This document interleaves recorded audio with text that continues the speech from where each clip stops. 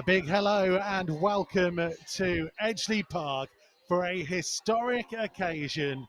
Wolves women against Southampton, the championship playoff for the right to be in Tier 2 of the women's game. I'm Mikey Burrows, Claire Hakeman alongside me. What an occasion it is set to be. This is all what it has come down to. All the games this season, all the hard work is all about today. Let's take a look at a little bit of the journey getting here so far.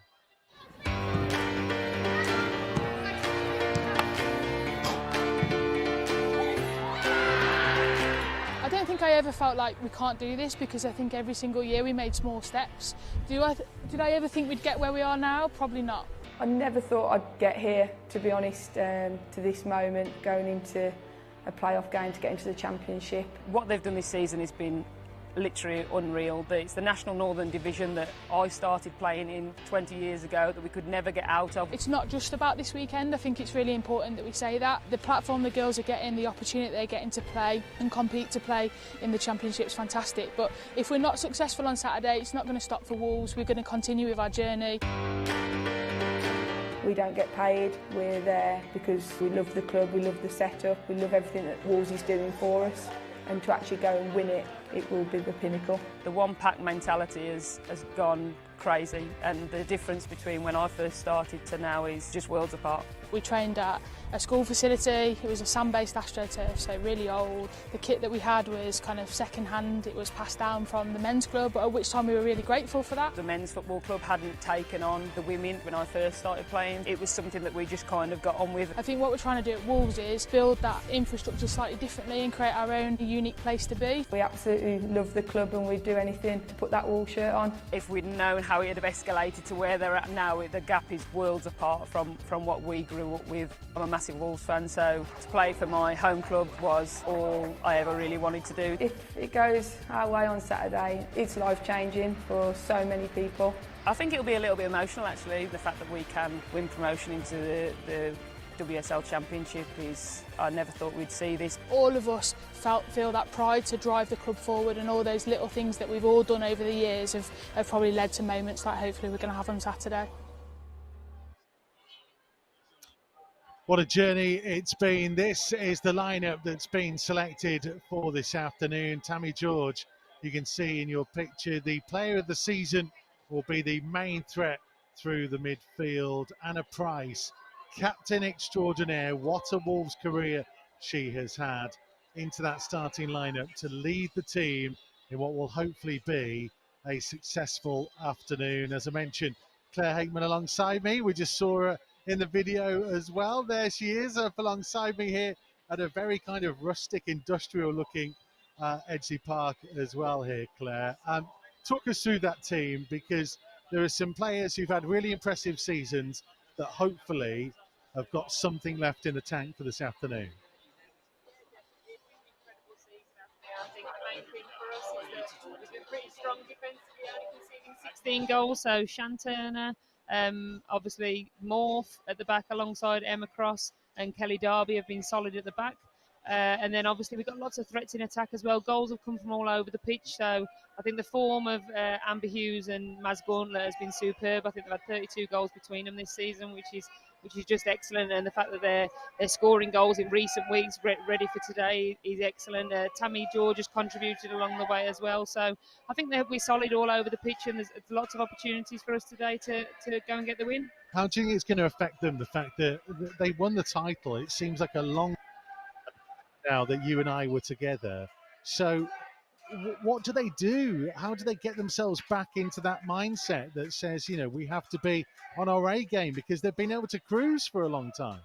Yeah, and I think we kind of felt that, didn't we? The game where they won the league, I think we were cruising a little bit, and it wasn't a massively difficult game for the girls, but they still had to see the game through it and get the win for the title. But I think the key thing today will be just the quality that we've got all over the pitch, and really making it happen, and taking the game to Southampton. Obviously, they've had training games in between. The County Cup final was an excellent training match in itself. Obviously, a huge game, but it provided a perfect opportunity just a week and a half ago for us to go and, come from a goal down to beat Albion 4-1 in a really competitive physical situation. So I think that moment in front of a big crowd at a decent stadium will be a great experience for today as well. Well, as you can see, we are sat high at the back of the press box, the main stand here at Edgeley Park. There's quite a few supporters down in front of us. Gemma Frith has been down at pitch side getting a bit of a flavour of today's occasion. We have arrived at Edgeley Park and we are all set for today's playoff final, Wolves women versus Southampton. Everything has been leading up to this moment. As a newly promoted side, to even be here in the playoff final is an absolutely incredible achievement. Now, to get promotion today would be an absolute dream come true for the players, the staff and the supporters. And we're expecting thousands of supporters to be joining us here today in Stockport. The sun's come out, it looks absolutely beautiful and we are set for a really exciting afternoon. Bruno, I just wanted to ask you, whilst the cameras are still recording, for a message to the Wolverhampton Wanderers women's team, who have got a very big game tomorrow against Southampton in order to try to get to WSL2. Yeah, already the good thing for us, we can just support and when I voted for the best manager, I have 3 names, and one of them is Dan. He did a fantastic job. With the team, and everyone here are exciting for the match, and so the best of luck, and also the best of luck for our team also under 23 who have a big final on Monday, and we expect to because they did a fantastic season. They were amazing during the season with us, help us to improve, help us in the training. Sometimes we have 12, 13 players in training, and the kids every time were there to help us to training in the proper way. And they went to the final of the Cup, they lose in penalties, and now they have another final, another big day important in front of them. So all the best also for them. Bruno lending his support to the women and the under-23s, by the way, who have a big playoff final on Monday at Molineux. If you want to be there, wolves.co.uk to register for your tickets. We have some children out on the field waving flags. The teams are going to come out relatively early, so all that might go on in the background of us. But we need to focus in really on, I guess, potentially the key player this afternoon, Tammy George, Claire Hakeman, who, as we can see here, picked up the Player of the Season award after the men's first team, played Norwich. What a campaign she's had. Yeah, she's been superb. I think since Tammy returned from Spurs after just a short spell, she's been excellent. She's so physical. I mean, in her presence, she's kind of slight in her build, but she really goes into some physical challenges in the centre of the pitch. So she wins the ball back for us. She goes and contributes with goals and assists as well. So she's been excellent. And obviously, she's still a young player and still growing into the game. But the way I've seen her come on this season in terms of her strength and domination in that centre of midfield has been excellent to see. And she's, a really bright one for the future for us. I mean, yeah, she's 21 years old. She's played 72 times already. I know that tends to happen. You tend to get the opportunities younger in women's football, but that's still a remarkable amount of games for someone who is so young. Yeah, definitely. I think she's just excellent, and I think she's had a lot of games. She's had a few niggles along the way, actually, a few little injuries, but she's so keen to get on that pitch and be part of the process with the girls. Nothing really will stop her. I know she's put a lot of work in the gym in terms of getting her strength up. And I know that she's also really ambitious and, she'd like to play at a higher level, which, today's game is what it's all about. Wolves are just making the walk out onto the field of play with all the mascots with them as well. They will go through all the flag bearers and take a turn to the left, and now Southampton make their way out onto the field of play as well. There's a lot of kind of ceremony before this game. Whilst that gets ready, let's hear a little bit from the man who would wish to be here, the head coach Dan McNamara, talking about Tammy George. I think, look, she's an all-round midfielder. She's tenacious, she's got quality, she can head the ball, and I think she's someone that really connects with everybody that she plays with. I think that's been a big part of what she's done this year. We've brought new players in, and they've bought into what she does and what she offers, and she has the respect of the group, which is again is something massive for us. She's someone that's been around the club since she was a young girl and came through the RTC. So she knows what Wolves is all about. She knows what it means to play for Wolves, and you can see that in her performances. You know, she's, as I said, she's aggressive in the right moments. She's technically outstanding in the right moments. So, and she's added goals to her games as well. I think, you know, that was a big thing we talked about in the summer. You know, can you start adding some goals in that number 10? And she's done that as well. So, yeah, overall, I think she's just been fantastic for a really tough season.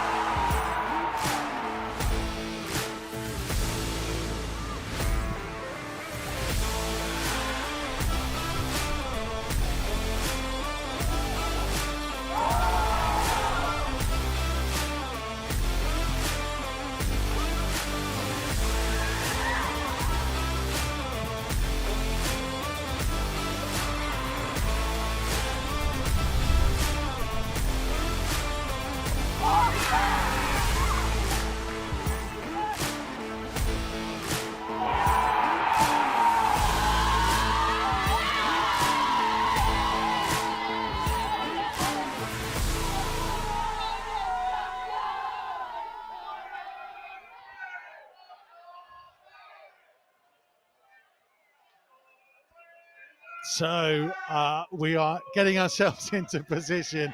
It's a bit awkward, as you can see, but we are just watching now Baroness Sue Campbell being introduced to both sets of teams who are lined up on the field of play, and Hannah Price just leading the dignitaries down, introducing them to players.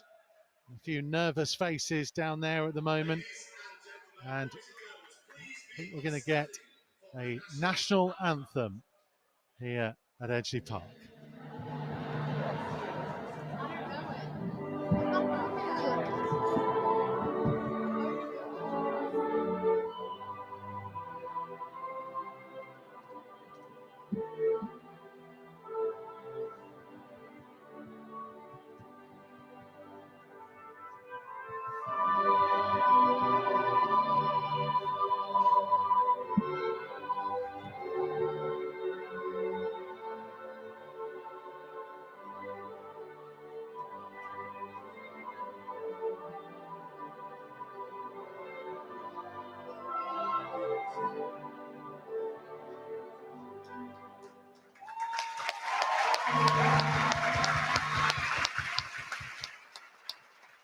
Now the handshakes will take place. Everything that's been building up to this moment. Wolverhampton Wanderers against Southampton, live on Wolves TV. There's probably a little bit more vocal Southampton support in at the minute. All the Wolves fans are a little bit more spread out, but they will be hoping for so much success, Claire Hageman. That is what today is all about. Yeah, definitely. I think this is a culmination in what's been a fantastic season for Wolves women. Obviously, Southampton are an extremely strong side as well, and that, you know, in terms of both of their collective records, they've both lost only one game in their division. So it's going to be tough. I think neither side has conceded many goals all season either. So we know that this is going to be a tough task for the girls today. But you know, they're very much ready for it. The build-up.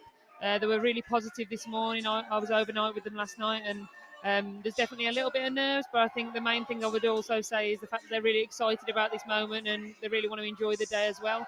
Dan McNamara has been on the video call with the girls this morning just to, you know, give him the final words. You know, a little bit of emotion in that as well for the girls, but you know, he's been massively integral in everything that's happened to this club since he joined, and he's a massive character, and I think the girls will want to, if they can, do it for him today. But equally, it's a football game, and you don't know what happens on the day. Lots of expecters. It's a little bit of pressure on the girls.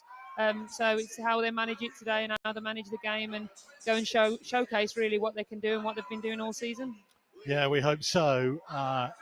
It is one of those situations, this, where it is a game made for people to go and become heroes, really. That's the biggest thing. Who can go out there and really make a name for themselves? The fact that this is being broadcast in the way it is as well, it's there for somebody to just go out and do something special. Yeah, it's an unreal opportunity for them, isn't it? I think the fact that the BBC are covering it on iPlayer, the fact that we're here, the fact that this media box is absolutely packed, just tells you a little tale of how far women's football's come and how far Wolves women have come as well. So it's a brilliant opportunity, and I'm sure all the girls will really want to showcase what they can do. And there's been some players here for us that have been here before in the playoff in terms of obviously Beth Merrick and Helen Dermody, who's unfortunately not able to play today, Amber Hughes and Maz Gaunt have played in this fixture before, so their experience will be key. But it's a great opportunity for players like the Cross Twins, Tammy George, that are obviously young players starting out in their career, and there's so much potential for them to go and do a little bit more. The part of the thing, though, I guess, is that those Coventry United players that you mentioned, both teams went up that year, didn't they? Yeah. So there wasn't the edge to it that there is today. No, definitely not. I spoke to Beth Merrick about it this morning over breakfast, and she was like, the pressure was off. It was quite nice. It was like an enjoyable day out at a ground. I think they got beat 3-0, but still got promoted. So she said that, it was fine in comparison to this. But I think still that, that little bit of experience and the fact that they're all quality players that have played at just the standard above. They've got experience of Tier 2 football as well. I think it'll just add to today and really give them, the girls, the experience and of playing with them, and hopefully they can go and make it happen today for us. So we are nearly ready to go. It's both sides in their pre-match huddle.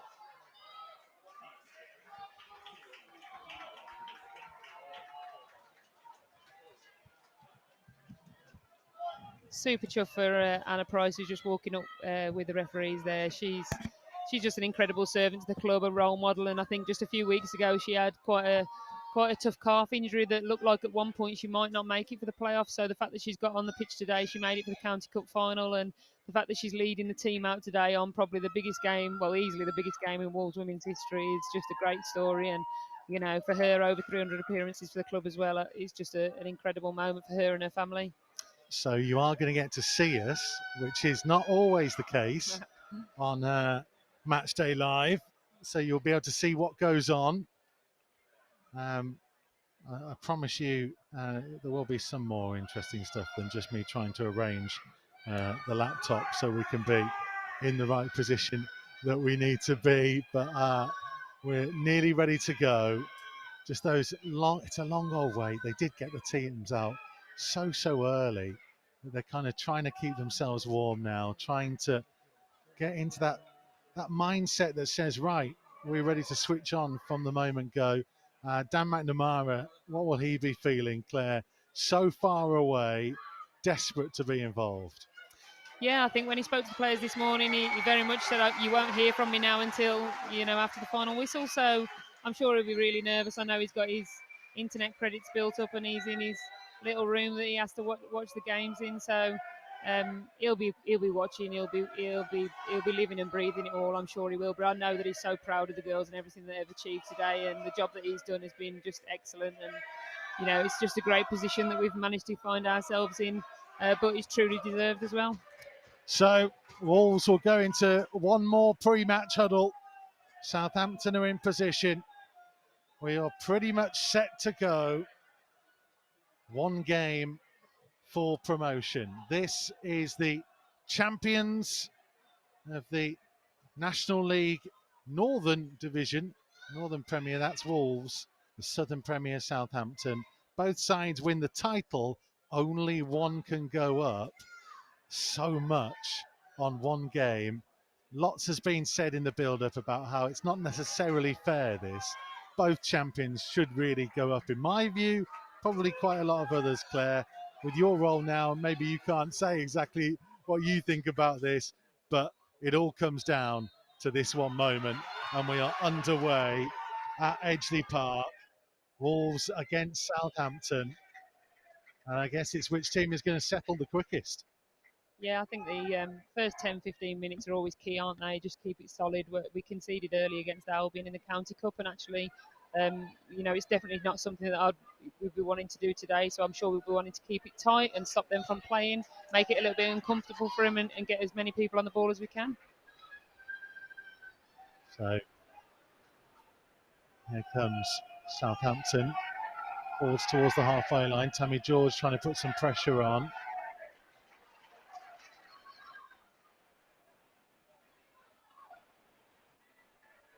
Darby cleared away by Anna Price, deep into the Southampton half. Rosie Parnell, so anticipated that they would line up with Kayla Rendell in goal, Millie Mott, Laura Rafferty, Rosie Parnell and Megan Collett. As Emma Cross using her speed defensively to get back and cover things round. Georgia Freeman, Alicia Ware are the wide players. Lucia Kendall, Alice Griffiths, Lita Rutherford and Sophia Farrow, they're most advanced.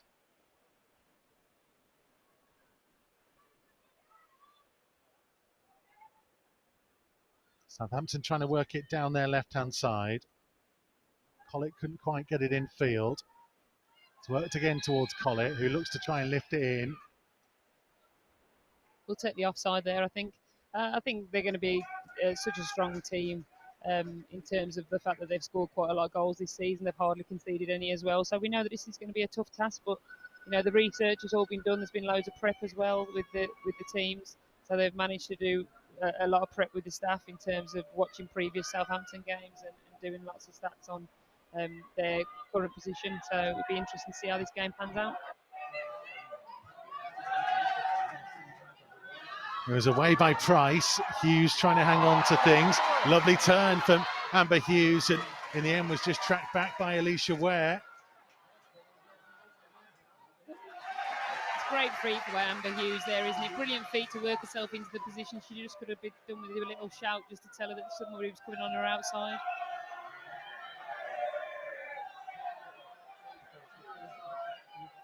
The ball has stayed in. Ware kept it in. Both George and Jade Cross both stopped playing for a second. George trying to get a foot in.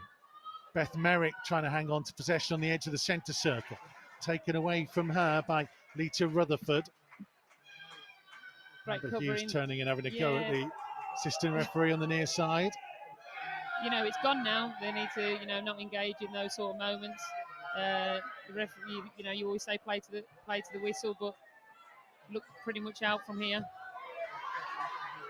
Jade Cross trying to take the ball in field away from her by Rutherford. And it is Wolves 0, Southampton 0 in the opening couple of minutes here at Edgeley Park. The FA Women's National League Championship playoff final. Kelly Darby with the ball in hand. She played in this game a couple of seasons ago for West Bromwich Albion women. And was it against Brighton? Was it Brighton? Yeah, it wasn't a very successful afternoon for her either. Second time lucky then for today for Kelly, hopefully.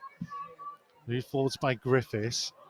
It's going to evade Sophia Farrow. Wolves then with Shan Turner in goal, Kelly Darby, Emma Cross and Anna Morfitt as the back three. Jade Cross and Beth Merrick, the wide players. Anna Price, Laura Cooper in midfield. Tammy George playing behind Maz Gauntlet and Amber Hughes. Amy Dickin, Ali Miller, Larry Walker, Rhea Ellsmore and Leah Burridge all on the substitutes bench.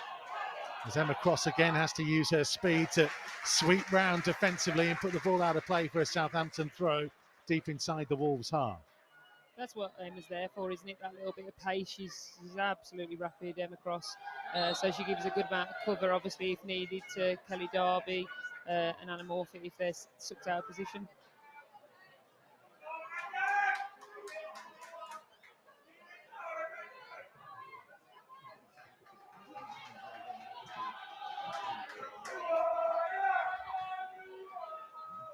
Referee just wants to check the ball for a moment. You thought of a showpiece occasion like this, they'll have sorted all that beforehand. It was probably picked up by the referee off the little posh stand, wasn't it? So you'd expect it was good to go, but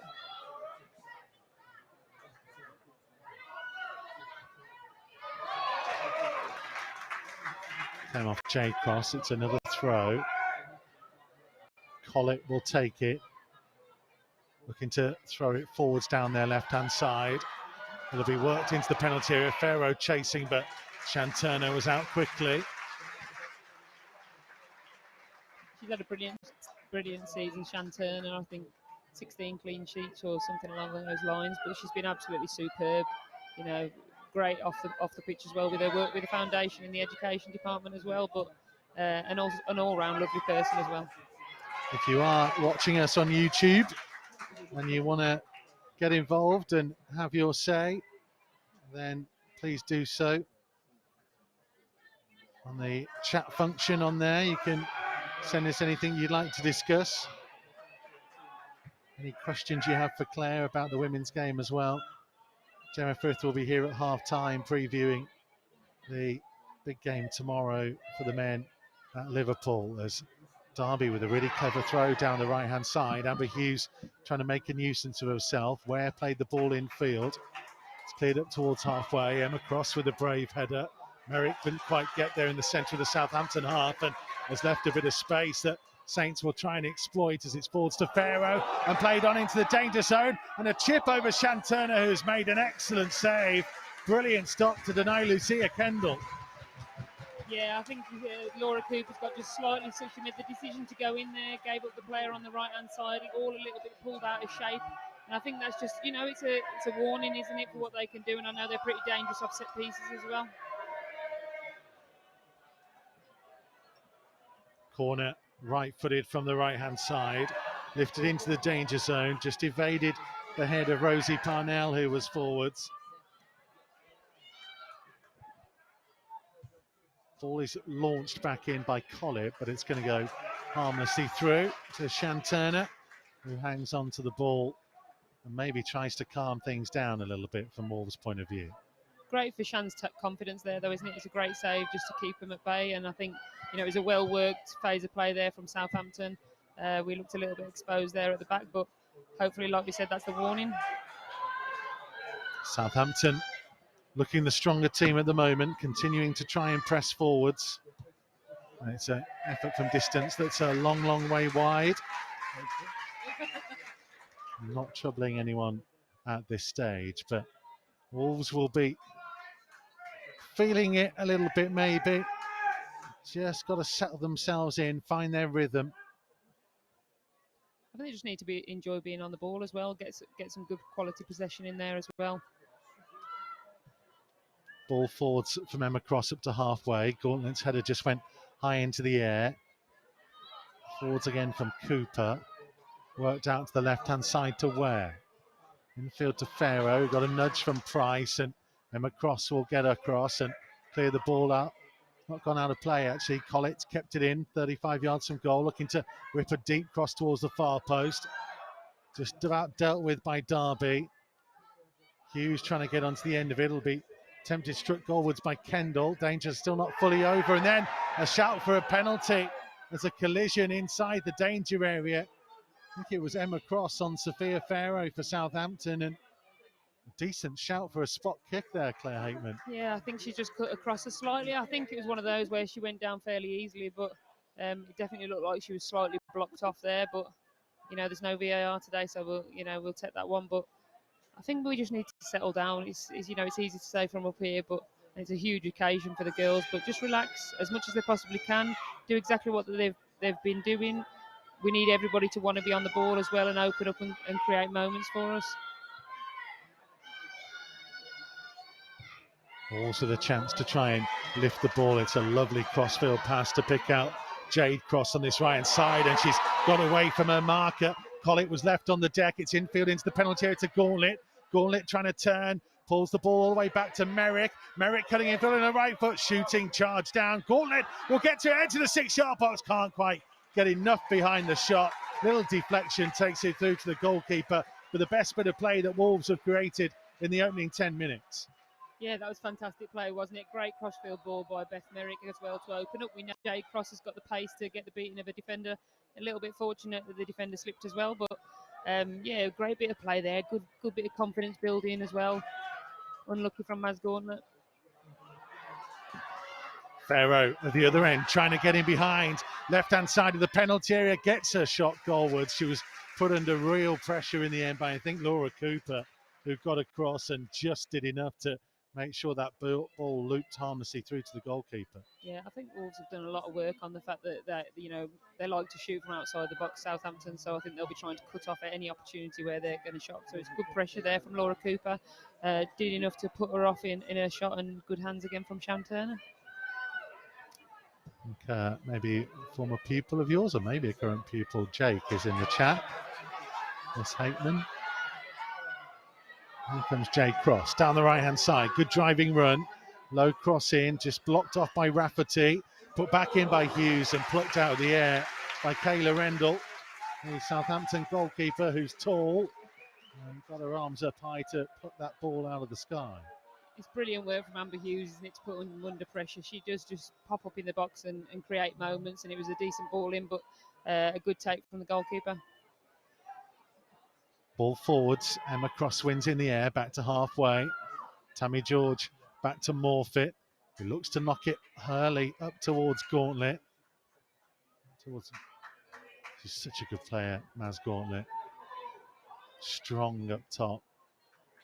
Couldn't quite get hold of it though. Technically so good as well, Maz Gauntlet. She's just fantastic with the ball.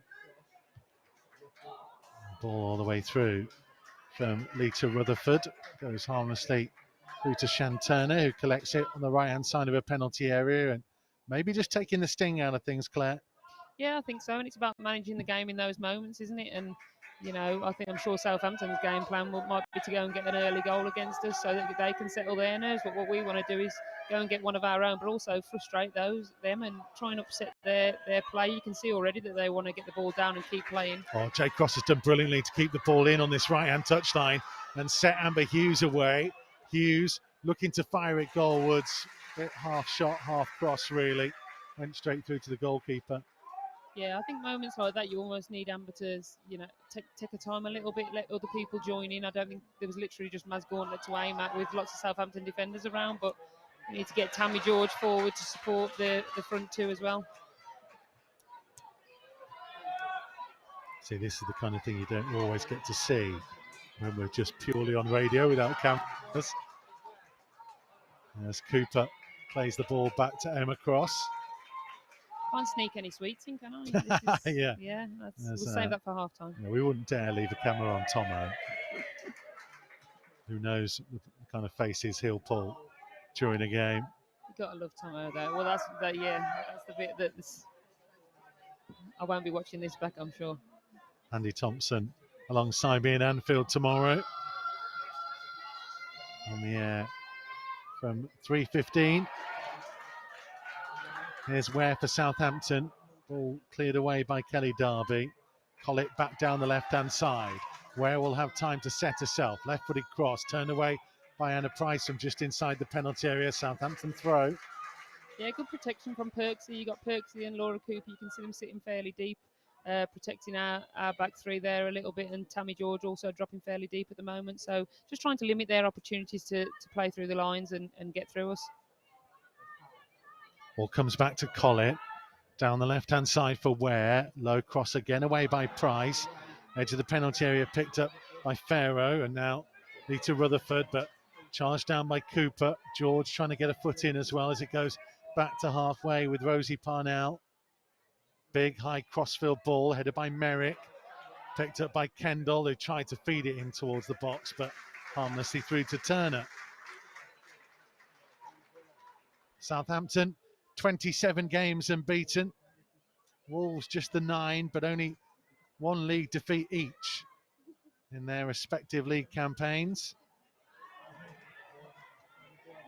Southampton lost to Ipswich at home back in November.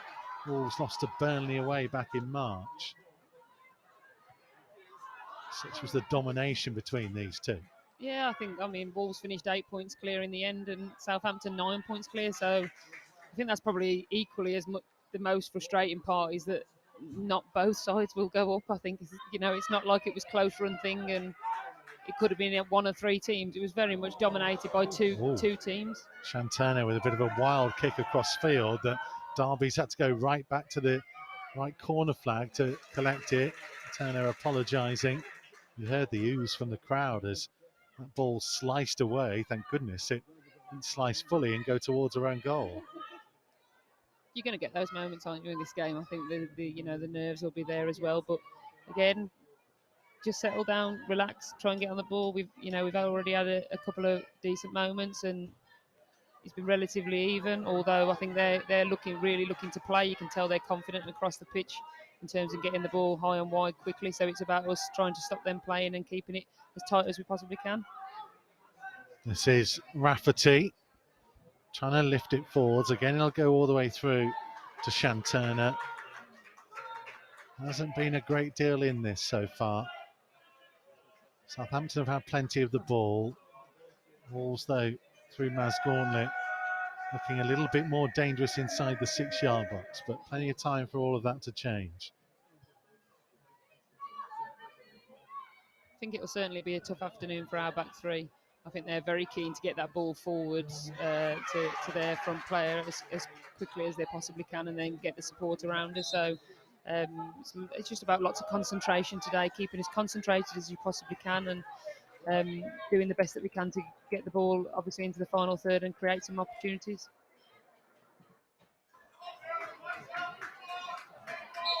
So Kelly Darby with the throw. About 10 yards inside her own half. Thrown down the line. Hughes tried to control it. Put back forwards by Ware. And then there was a foul on Kelly Darby. He clattered into Sophia Farrow afterwards, but it is a Wolves free kick.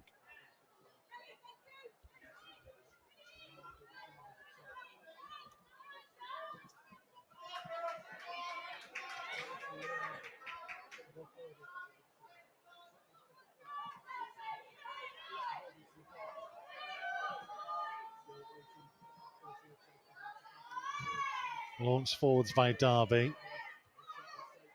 Headed back to the centre circle for Cooper. Taken away from her. Price getting a foot in. Cooper working it forwards to Gauntlet, who's done well actually to get her feet organised and find Tammy George on this right-hand side. George forwards, picked up by Cross, infield to Hughes, let it run across her body. Left-footed effort from her straight at the goalkeeper. But again, Wolves getting themselves into good areas, and Amber Hughes looks well up for this. Yeah, she does. She's rolled the defender brilliantly there and managed to get a shot away, albeit not a full connection. But it's great, isn't it? She's looking strong. She's looking really keen. She's scored so many goals for us this season. She's been a massive player for us in terms of her contribution, and lots of different types of goals as well. Proper strikers goals in and around the 6-yard box, and full range, ridiculously long shots as well. Put in by Darby. Jade Cross on halfway, poking it down the line. Parnell will win the race with Hughes and play it off the Wolves player for a Southampton throw. You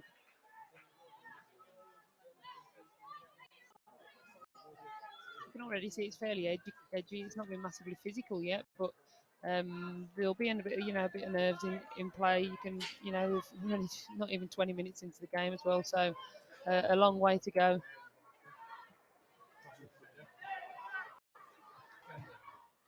Ball played into the Wolves half. Chase is on. Morfitt is not going to win it. Freeland will get there first, and low one into Farrow in the penalty area, trying to tee it up to the edge of the box, but brilliant tracking by Cooper, and Merrick able to try and bring the ball away. Brilliant from Cooper there that she hasn't panicked either. She hasn't just tried to get it away for throwing. She's played her way out. It's going to be a Southampton free kick though. Just ahead of midway inside the Wolves half, out to the right of centre.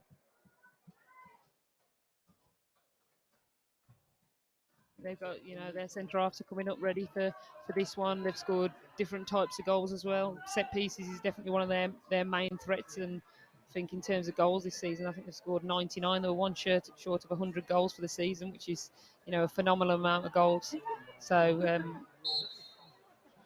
Wolves 0, Southampton 0. Saints though with a free kick into the danger zone and a free header. That's allowed to go through to Shanturner. I think it was Lita Rutherford again who managed to get herself into position.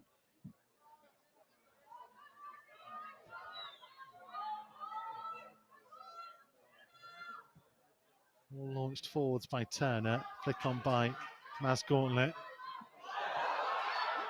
Hughes was trying to chase forwards. Cleared away and now to play for a throw. Yeah, good pressure that again from Amber Hughes, and she's doing it alone there. We hadn't quite caught up with her, so but forced them into giving us a throw in just inside their half. But still lots of positives to take from Wolves. I think it was always going to be a tough task, but they're sticking to their task well, and I think they're really growing into the game. Price on the halfway line, a little bit loose and short and intercepted, and the chase is on here, and a strike coming in from Lucia Kendall that was comfortable for Shanturner. Just a little sign there between Price and Derby that you've got to get those type of passes right. They're going to play it around in that type of area. Don't want to leave themselves exposed. Yeah, I think it's tough, isn't it, as well? Like new pitch, playing the surface, playing that perfect ball. Sometimes a little bit tricky, is a little bit short there from Anna, I think. A little bit fortunate. Lucia Rendell's one of their strongest players.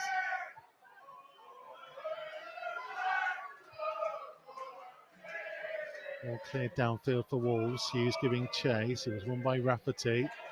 Mott trying to take it forwards. Now switch through, and here's Farrow all of a sudden. Farrow into the penalty, round Turner, and Southampton lead in the playoff final. All of a sudden, a massive gap in the centre of the Wolves defence. Farrow kept her cool, took it past the keeper, and calmly passed it into the empty net. And it's Wolves 0, Southampton 1. I'm not quite sure how she ended up with so much time there, and it's not like the back three really to be kind of that exposed. But they're clever. It's clever movement from the striker. It was a brilliant touch as well to get her in the box and create the opportunity for herself. So just watching him across there, saying to I think the midfielders and the two defenders either side of her, you need to come a bit more narrow. Got dragged out of position and left themselves, just as we mentioned a moment ago, they're exposed. I think it's always tough, but you need to stay in touch. I think they're going to be clever, and centrally is the biggest problem. Obviously the wing backs can deal with the wide areas, but the back three need to stay started. They need to stay on the same lines as each other. But it was far too much space she had in there. There's Jade Cross down the right hand side, trying to find some space midway inside the half. Plays it off Rutherford, but still keeps going. Help arrived in the shape of Megan Collett. And still they come with Ware and pushed over by Tammy George. That'll be a free kick for Southampton, and Wolves need to keep their heads, keep their wits about them. Yeah, totally. There's some experienced players on the pitch as well, so I expect nothing else than people keep getting them to settle down, relax, get back on the ball, do what we can do. We can take the game to Southampton, but the key is that we don't panic and we don't push on, and we leave bigger gaps that leave us even more exposed. Will be launched forwards by Alice Griffiths. And they're going to wait for, that's Laura Rafferty coming forwards from the back. It's a little bit wayward, the kick forwards. There was a flick on, but it goes through to Shanturner.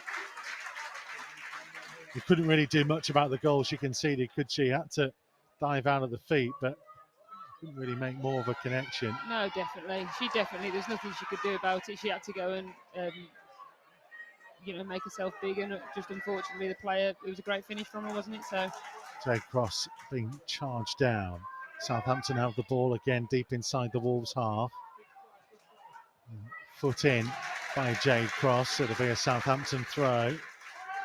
I think the key message as well is that the girls have been, they were 1-0 down against Albion and bounced back, and they've been a goal behind on frequent times in the last few weeks of the season. So it's not something they haven't done before. It's just about not panicking on this occasion. Offside flag's going to go up against Ware, and she knew it straight away. As soon as the ball came to her, even before it went up on the far side, her arms went up in frustration at when the ball actually reached her.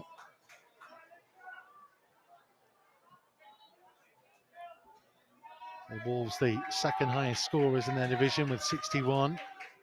Southampton, the highest scorers in the Southern Premier with 99. I an incredible amount of goals, and I mean you can tell there that they've, you know, a set piece almost on the halfway line they're using as getting the ball into the box. So, you know, they're a threat in that position for sure.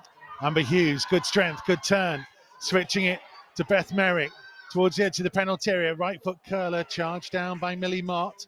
Back to Beth Merrick, twisting and turning again. Right footed cross delivery. Hughes trying to get a flick on. Jay Cross and Gauntlet trying to go in there, and Southampton just about get it clear. Tammy George picks up on it, trying to play it forwards to Cross, turned away by Collett. And that's a nice, clever turn by Farrow, who runs up to halfway but runs into Derby. Ball under control by George, and now Cooper up early into the feet of Gauntlet.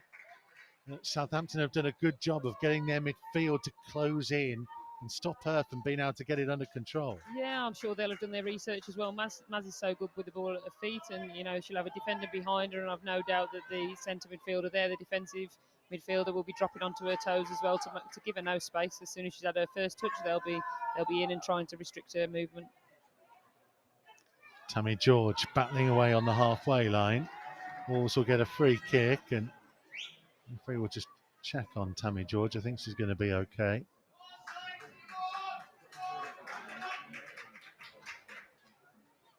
Same majority of the Wolves support, I think, is behind the goal that Wolves are attacking first half. There's quite a few. It's not segregated or anything. There are a few in this stand. Majority of Southampton in this one, though. Yeah, it's a decent crowd, isn't it? It's great to see so many people have travelled. It's not exactly down the road either. Good flick on by Price. Jay Cross trying to keep it in. Did she? Well, flag stayed down for me. Oh, now the assistant referee's decided that she's going to point to say the ball had gone out of play. That was an incredible long time to flag. It's definitely out of play from here, so... Yeah, I'm not sure what the delay was. I mean, there's a standard thing now in offsides in the Premier League, isn't there, where they tend to allow the play to develop. Obviously, we don't have VAR or anything, so there's no need for that. So I don't know why it took her so long to make that decision. She's had the same with the throw-in already as well, so I don't know. She may be looking through. Who knows? Maybe she didn't see it, but could have been frustrating. But to be honest, when they're on a breakaway, I'm glad she saw it last minute, even if it was last minute. Kick downfield, flick on by Rutherford, and ball in there. Southampton get a free kick, a good 15-20 yards inside the Wolves half. It was Alicia Ware who took a bit of a whack and will need a little bit of treatment. It's a little bit harsh from Emma. She was in the tightest space ever, and I think it's ricocheted off her knee onto her hand. But another set piece, and I'm pretty sure they'll be throwing bodies forward and, you know, sending it into the box. Big hello to all those in the London Wolves Supporters Club who are watching the stream and also have us available to listen to as well. Baltimore Wolves trying to get involved. Hello to Sam Ellis, to Jessica Rose, a few others on the live chat on the YouTube channel.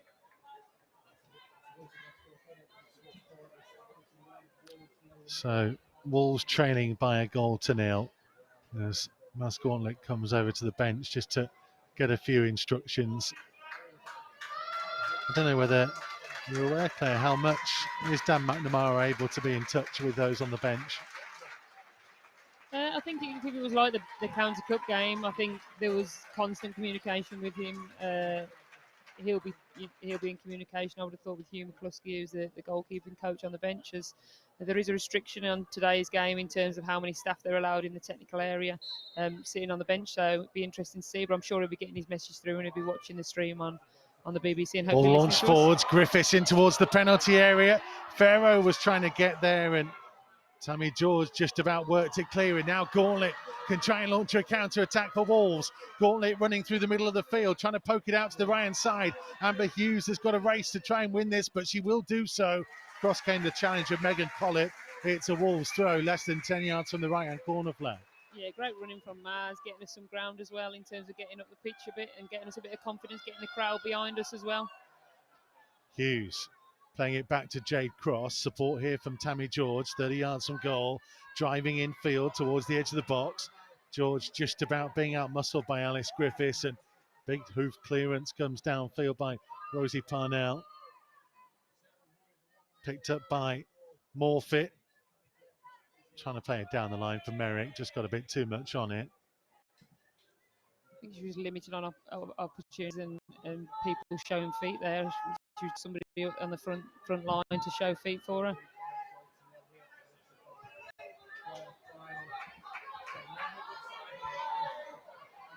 Collett playing the ball in field. Picked up by Griffiths, trying to hoik it out to the right side for Freeland. It goes chasing, but won't be able to keep the ball in. I think that's what they're going to keep doing, isn't it? They're going to keep stretching the play. They're going to keep switching us to try and get in behind, playing through the lines as well. So, again, we just need to keep our composure, try and get in the ball as much as we can, build some positive moments. I'd like to see us, if we could, just support Maz and Amber just that little bit more. But equally, as they're on the break and they're strong in possession as well, so it's difficult to give up your ground. Cross couldn't quite get there on the halfway line. It's poked forwards by Southampton and harmlessly through to Shan Turner. Comes out towards the edge of a penalty area. We have gone past the half an hour mark.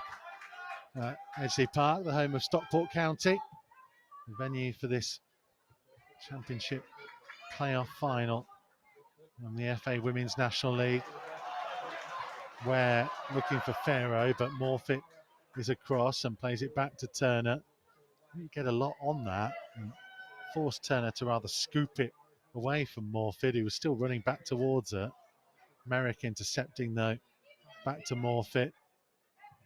Does have a hell of a left boot on her, but we haven't been able to see it in an offensive sense just yet. Now Rutherford into Pharaoh. Rutherford was caught late. Southampton free kick in pretty dangerous area here, Claire. Yeah, I think this is one of the free kicks that we'd have been avoiding, trying to give away, the ones in and around in shooting range, and this is definitely that. So it'll be one for Shan Turner to set up a wall and find her position. I know it's something that they've worked on, but they've got so many threats in this position. I think it's Lucia Kendall was their Players Player of the Year. She's only a young girl, 17, 18, and she's been superb all season, and set pieces is one of her specialisms, so I think she's the one holding the ball there. Tim Susie says, "Come on, you Wolves," from Ontario, Canada, on the live chat. Thank you for being with us this afternoon.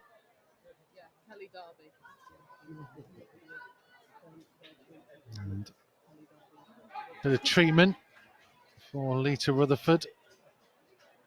Seems to be okay, and a couple of players lining up this free kick, one of which is Lucia Kendall.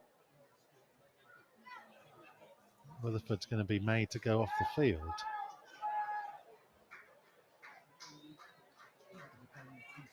Yeah, Kendall's lining this one up. I think she's Rafferty in front of the ball. Yeah, she's their set piece specialist, no doubt. I think she's had 22 goals from midfield, from 27 appearances.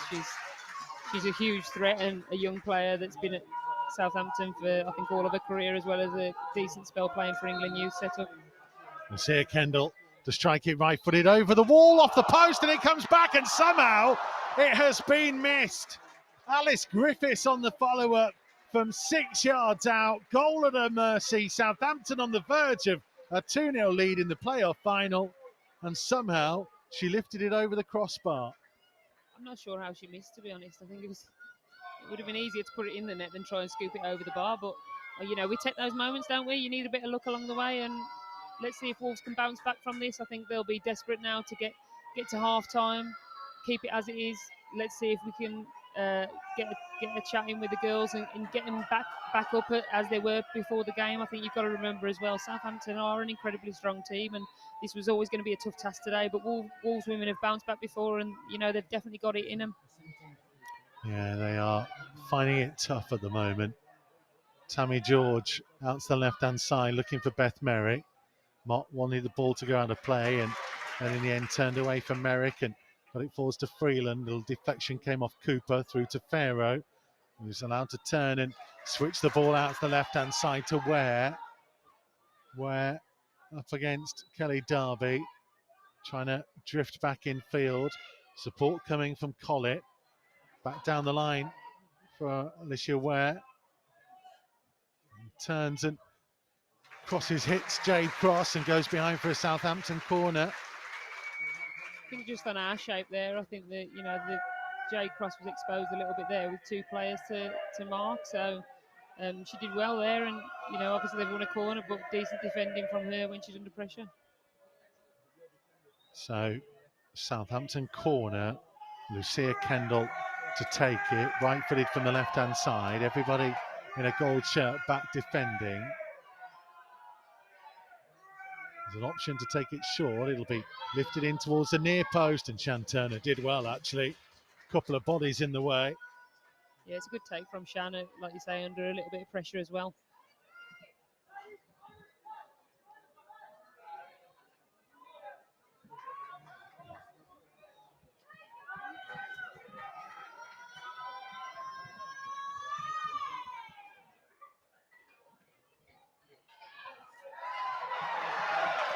It'll be a Southampton throw from the long kick that bounced out of play.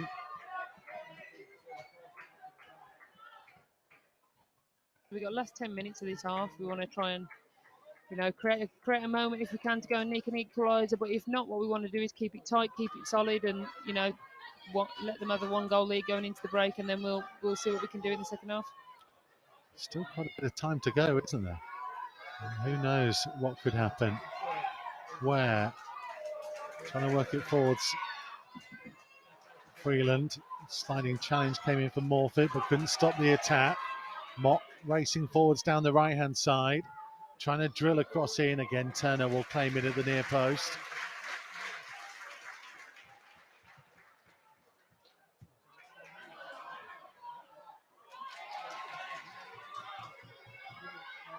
Here's Jade Cross on halfway. It's just not sticking for anyone in gold, is it? They're not getting enough possession really to start causing Southampton some problems on a consistent basis. Yeah, I think Southampton are playing some good football, aren't they? And I think actually we're panicking a little bit, losing our shape to try and go and get that ball in frustration a little bit. So we just got to stay patient if we can, and the quality is there for Wolves women. It's, you know, we just need to get on the ball and get a little bit of possession. Farrow, right inside of the penalty area, low cross, blocked off by Emma Cross, but at the expense of the Southampton corner. And Saints, you feel, and maybe fear, are beginning to sense that they're really in the ascendancy. Yeah, I think so. I think they've increased, haven't they? Quite a lot of set pieces, and some of that born in frustration of us making challenges that we don't need to make necessarily. So just, you know, getting that composure back, and I'm sure they'll be desperate to get in for the half-time team talk to try and get the girls back on track, because the ability is totally there. I think it's just a few little bits of technical work to do, but Southampton are a good side. Corner is high, hanging towards the far post. Price gets ahead to it behind for another corner. I think she's took a little knock in the back as well there, Perksy, as she's won the header to flick it over. But yeah, it's a good winner from Perksy. She's superb in the air, and she's a, you know, massive threat in the final third as well. Should explain to those who don't know, obviously Claire knows her from a long time, and the nickname refers to the premarital name. I'm sorry about that. I do forget Anna Price. She is known as Perksy. It is Anna Price. She's always Perksy to me, but yeah, she's Anna Price. Here comes the corner, and blocked off by Shan Turner at the near post. Didn't hang on to it, and may have hurt herself on the post, actually. It's just gone down for a second, as Wolves might be able to launch a counter. Amber Hughes, oh, well, now was she ball back there? Rosie Parnell. Gauntlet was making a run through the middle. Parnell knew it. Didn't she just know it? It was a cynical foul, wasn't it? I mean, that should be a yellow, really, from the referee, and it looks like she is getting a card out, but I think that's the right decision. Maz was in a absolutely great position running on the far side if she could have just got her pass away, but just checking in on Shan Turner on the far side there. I think she took a knock off the post. She managed to kind of push it away, but she took a bang to the ribs in from the post, it looks like. I'm not sure whether the referee's... Yeah, she's getting treatment there over on the far side, and, you know, hopefully she's okay. We don't have a goalkeeper on the bench today, so... I was going to say, yeah, Beck Thomas is down sat a few rows in front of us, isn't she? Mm-hmm. Shan's so committed to the cause. I don't think there'll be much stopping her from playing in this game today. So hopefully it's just badly bruised and she can continue on. I think the adrenaline of the moment will certainly see her through. She's getting some treatment. Big hello to Darren, who's in Israel, watching, listening, trying to lend your support to Wolves women. So Gemma Frith will be here time. We'll build up. We'll look ahead tomorrow. It's another big day as far as Wolverhampton Wanderers are concerned. It's an incredible triple header this weekend with the under-23s on Monday night as well. Merrick's launch ball forwards. Price couldn't get it on the end of it. Go Harmsey through for a goal kick. Unlucky, I think she, right position. She just try and get her head across that box and get it back across. It's an incredible weekend, isn't it, for Wolves? Friday, Saturday, Sunday, Monday, 3 huge games. Yeah, I'll be at all of them. You'll be on Matchday Live Extra tomorrow, just from home. I hope you're the lucky charm, Mikey. Well, that's what we need. I don't think so. If the course of the season is anything to go by. I believe in it, Mikey. I believe in it. You always got to believe. Here's where it's the beauty of football, isn't it? Things can change in an instant. Totally. Jade Cross trying to track back with Ware, who's carried on running towards the corner flag. Low one in. And then Emma Cross with the challenge and the clearance up towards halfway. Southampton just seem a little bit sharper this first half. Yeah, I think so. I think Rutherford's doing a great job just sitting in there. She seems to be picking everything off just in front of our midfield. But, it's a tough thing, like we've spoken about, haven't we? They've got quality. They're pinging some decent balls around as well. They've had a lot of investment in terms of their women's team. And their target was for promotion. Oh, here's where it's got the better of Jade Cross. Getting the cross in, headed away by Morford at the far post, only as far as Rutherford. Into the penalty area, taking her time, trying to get away from Tammy George. George still pushing. Ball comes back to Ware. Trying to drive in towards the corner of the penalty area. Foot in by Jade Cross this time. And Amber Hughes trying to break away on the left-hand side. And Merrick up against Mott, being shown back in field, and a crossfield ball that's brilliant. It's found its way through to Gauntlet. Sent a bit wider. She's going to need to wait for some support to arrive as well. We'll take it towards the corner flag and try and use her strength, and she gets a free kick. That is superb. Absolutely brilliant, Maz Gauntlet. It is fantastic play from Maz, and it's nothing I expect. Nothing less than I expect, sorry. She's superb player, great strength. She's got no one anywhere near her. They're trying to desperately catch her up, but miles apart. Great play there. Great nick from Amber Hughes just to get the toe out. Great play out to Beth Merrick, and a good ball across to put Maz in, and she's won us a great free kick in a decent area. Ben says, come on, Wolves, lasses. I'm listening on YouTube. On my way to the pub. Wolves, we. Perfect. And this is Anna Morfitt with, her left foot. We said we haven't seen it in an offensive position yet. So this is her. Her deliveries, set pieces are normally superb. So we need a good delivery and hopefully get someone on the end of it. Wolves 0, Southampton 1. Last couple of minutes of the first half. Effectively a corner this, 5 yards from the corner flag. Two-person wall just inside the penalty area. Morfitt's left-footed delivery, high to the far post. It was put back into the danger zone, and it kind of hit Kelly Darby, really. I'm not sure she knew a lot about it. No, I don't think she was there to get control of it. Kind of just hit her thigh and bounced out for a goal kick. But I think it's a little bit deep from Anna Morfitt, maybe. But, is an opportunity. And I think, they've done well to see this going through. I think Southampton have ended the half on top, and they've had more opportunities than us, more set pieces than us. So I think to be 1-0 down with, it's not as bad as it possibly could have been. The press box is so tight that someone trying to get out of the row in front of us, it's like a Mexican wave then with people standing up. Yeah, it was fouled by Darby.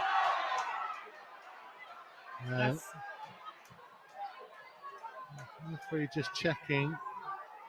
Laura Impey is in charge. Maz Gauntlet's trying to have a word. We're just going to check with the fourth official exactly what happened there. I think she's insinuating that she's possibly... It's definitely a cynical foul from Kelly Darby. It's definitely Kelly a Darby yellow. is going to be in a bit of trouble. 3 minutes being added on at the end of the half. Yellow card for Kelly Darby. Oh, and then another one and it's sent off. Goodness me. Massive decision has been made and Wolves are down to 10. Kelly Darby shown 2 yellow cards in one incident and given her marching orders. Oh man, that's so frustrating, isn't it? That's incredibly frustrating. I think it's a cynical foul, and I think whether the linesman here on this side, the lineswoman, sorry, on this side has seen her.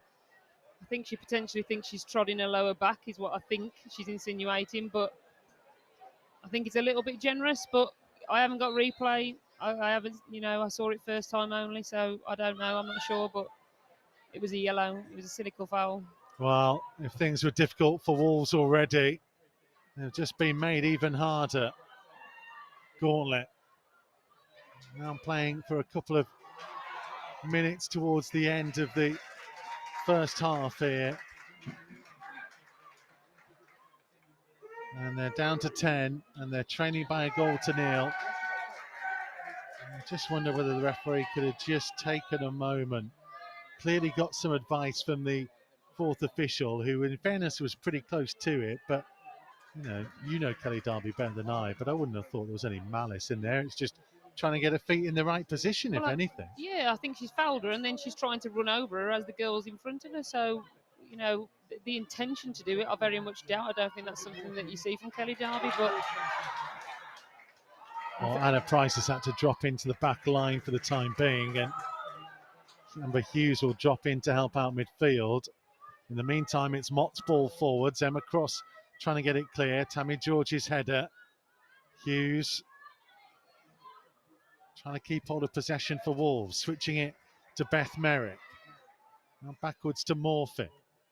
It's going to be so more important now for Wolves to hang on to possession and then see if they can try and craft something downfield. But need that half-time whistle to go, really, so they can reorganise as Merrick smashes the ball cross-field and out of play for a Southampton throw. Yeah, definitely. I know we're into injury time now. We need to see this through to half-time and get reset and make a few decisions. It'd be interesting to see where we go with this. But it's an uphill struggle, isn't it? I think, they've been on top in this half and now we've only got 10 men. I think that's going to be tough.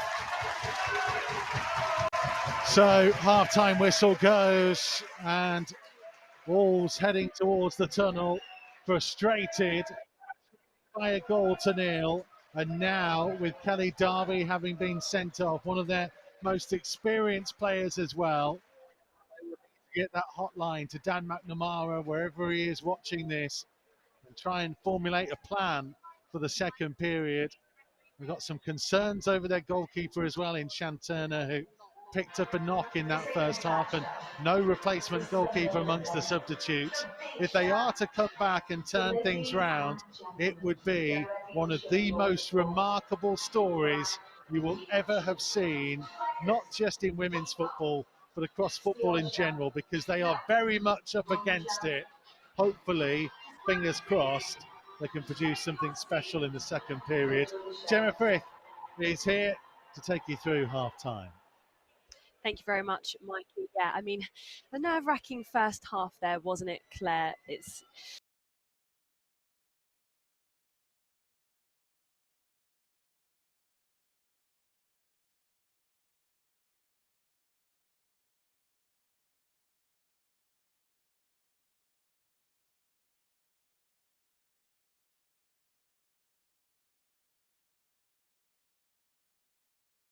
It'd probably been possibly our problem, but that's going to be even more difficult now when we've only got 10 players on the pitch. But they've got their team talk now. We've only gone in 1-0 down, so there's still an opportunity there. And I do think with this team, the team spirit is epic.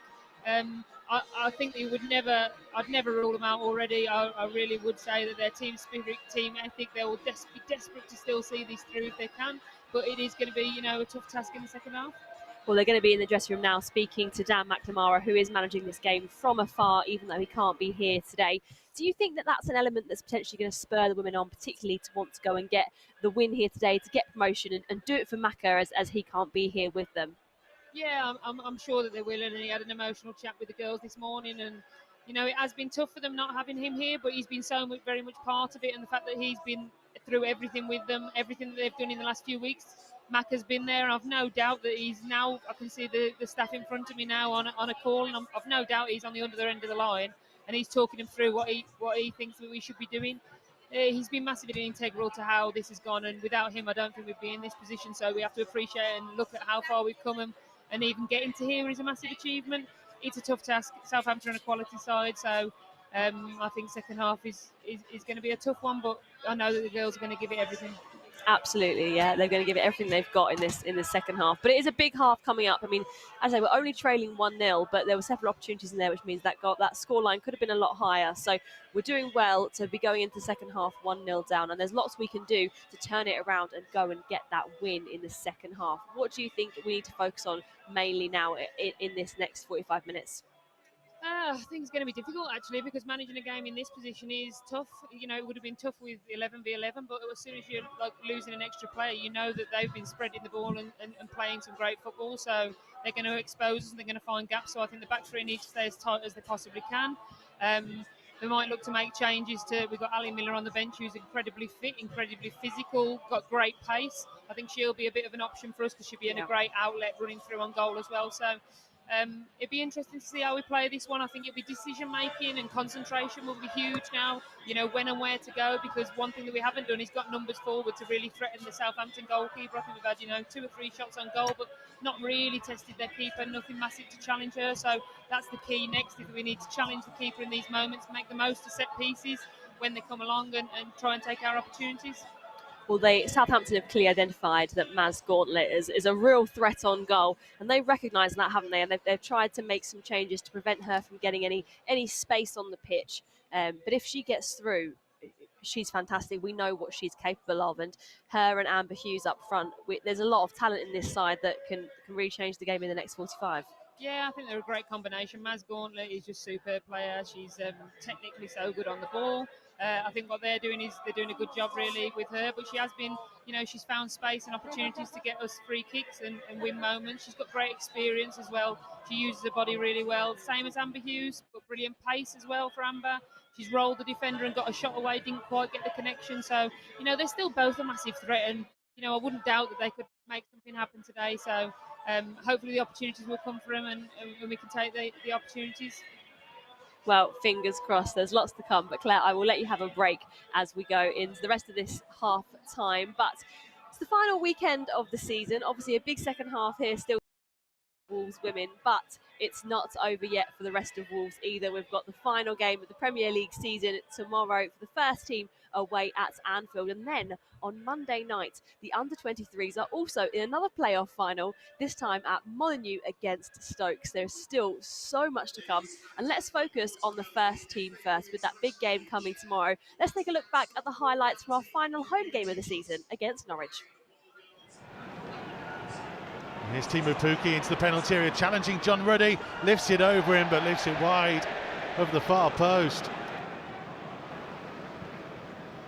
Here's Pukki again, trying to get him behind Willie Bolly, and the flag has stayed down, and it's Teemu Pukki, and what a good save by John Ruddy, and a brilliant follow-up challenge by Totti to clear the ball. Launches the ball downfield in the direction of Pukki. Cody wins the header. Jimenez gets to it. Jimenez turns and volleys, and it loops it. Just not enough dip on it to drop it in underneath the crossbar. Here's Pukki again, right hand side of the penalty area for Norwich. Going infield on his left foot this time. Low effort into the corner at the near post, and Norwich lead.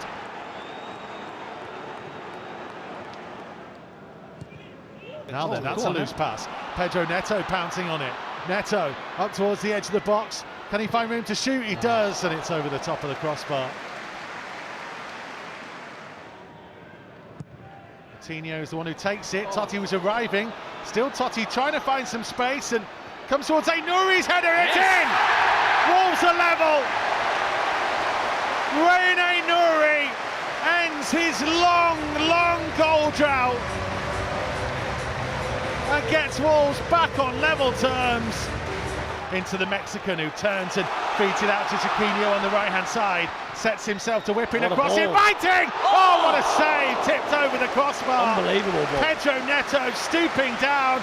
Flicked by Matinho. Neves can't hang on to it. Pukki going past Johnny. Pukki into the penalty area. Left-footed shot. Dragged wide of the far post. Nice footwork. Down the line for Fabio Silva. Flicked on to Chiquinho. Chiquinho trying to force his way through and scoops it onto Fabio Silva. Hits the area, tries to square it across. Comes out towards Neves. Neves lines one up. Has to leave it for João Matinho. Closed down. Too many bodies in front of him. Rowe with the corner. Right footed from the left-hand side. Ripped high towards the far post. Oh, it was a header from Hanley that went over the top of the crossbar. And that's the final action. The 21-22 season of Molineux comes to an end, thankfully, without the 3 defeats in a row at which it started.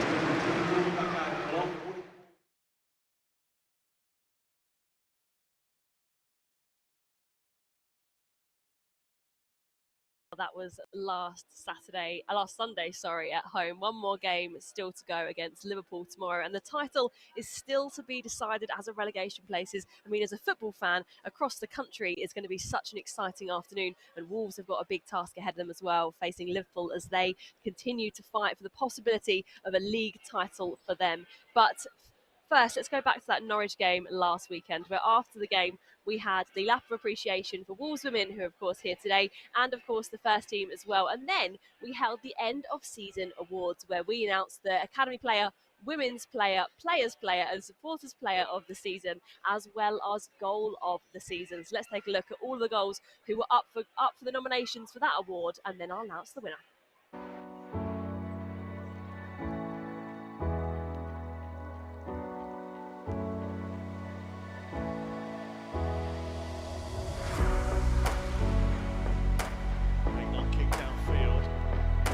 Chase. Jimenez getting the better offender. Jimenez heads the penalty area. Coming back in, it's Raul Jimenez! Finally, there's a goal for the Mexican sensation. Oh, how he has had to wait. All those months of recovery, all the emotion comes pouring out for Raul Jimenez, who is finally a Premier League goal scorer again.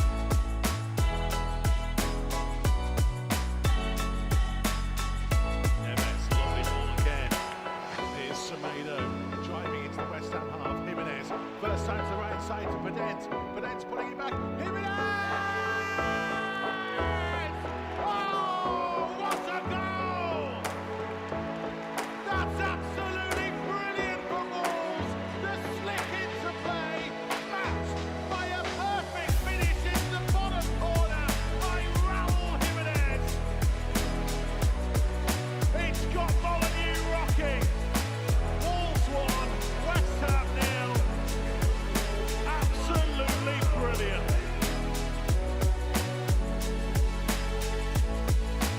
Left-hand side to Kilman. Coutinho has come short. Back to Kilman again, trying to find Pedence. A couple of flicks between he and Matinho, and then a quick turn, and now releasing Rayleigh Nori. That's a lovely ball. Semedo is racing up on the right-hand side. It's costing. It's down to Semedo. It's Wolves 2, Sheffield United 0, and that is the sweetest of sweeping moves to double the Wolves lead. Absolutely brilliant. Molineux comes alive. Wing back to wing back. Set up by brilliant play from deep inside their own half. That's what they've come to see. It's Wolves 2, Sheffield United 0.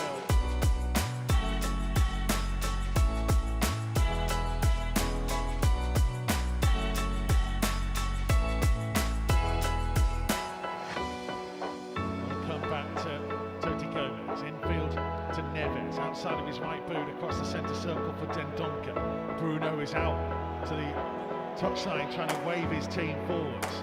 Ball comes infield to the middle of the Brentford half to Neves. Wide to Semedo. On down the line for the run of Dendoncker. Forced out towards the corner flag. Support from Semedo and now from Neves. Feeds it infield to Matinho. Has time to turn. Semedo back to Matinho. Lovely football. Brilliant goal. Absolutely stunning from João Matinho. Wonderful, wonderful strike.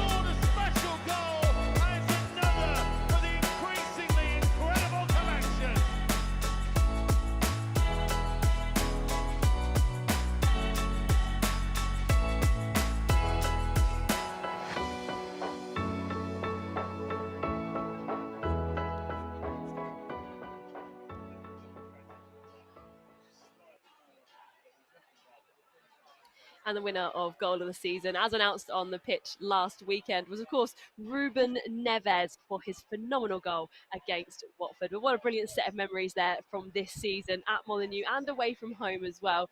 And we've got one more game to go tomorrow. Now, in the stadium here at Stockport County, it's just been confirmed on the PA that if the scores end level here today, if we manage to equalise, then the game will go to extra time and then to penalties. But it's still a big weekend to come after today for Wolves, for the first team, and then the under-23s on Monday. So much still to come, and the players are just returning to the pitch here now at Edgeley Park for the second half, a big second half for Wolves women in the play-off final. I'll now hand you back to commentator Mikey Burrows and Claire Hakeman. Gemma, thank you very much indeed. We are just witnessing Southampton back out for the second period. Wolves haven't fully rejoined us yet, though Maz Gauntlet is out there on the field of play on her own at the moment. Not sure what's going on, but we're just trying to get a bit of clarification for you, really, during that half-time period of just what the 2 yellow cards were for. What we believe is that she pulled a player back on the way through, so that's what the second yellow card was for, though can't confirm that just at this moment. But that's the frustration, that Kelly Darby picked up 2 yellow cards in one moment.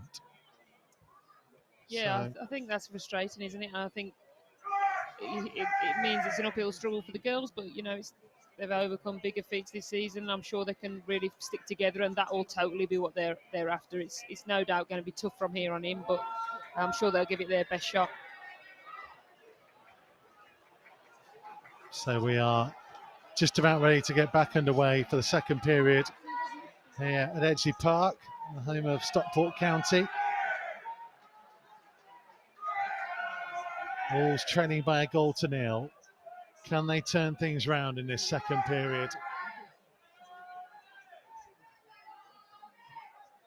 Southampton will get us started.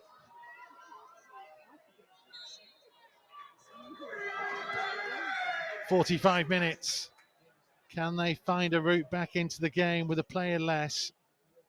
Mikey Burrows and Claire Hakeman with you. Live here from the home of Stockport County. I've managed to fix my laptop so I can stand during this second half. It took a while. It's some good tape in there, Mikey. It's great. I love that. If only you could see what's behind. Yeah. Yeah, there's a lot of tape and stuff. Well, I mean, it's not exactly a attractive backdrop here. I actually quite like it. I think it's rustic. Some people have the kitchens like this now. Do they? Yeah. You go and check out. I'll bear it in mind. Yeah, you should look. It's nice. So Price is going to play as one of the back three. So Turner in goal, Price, Emma Cross and Morfitt. And then Jade Cross dropping a little bit deeper in the right wing back position.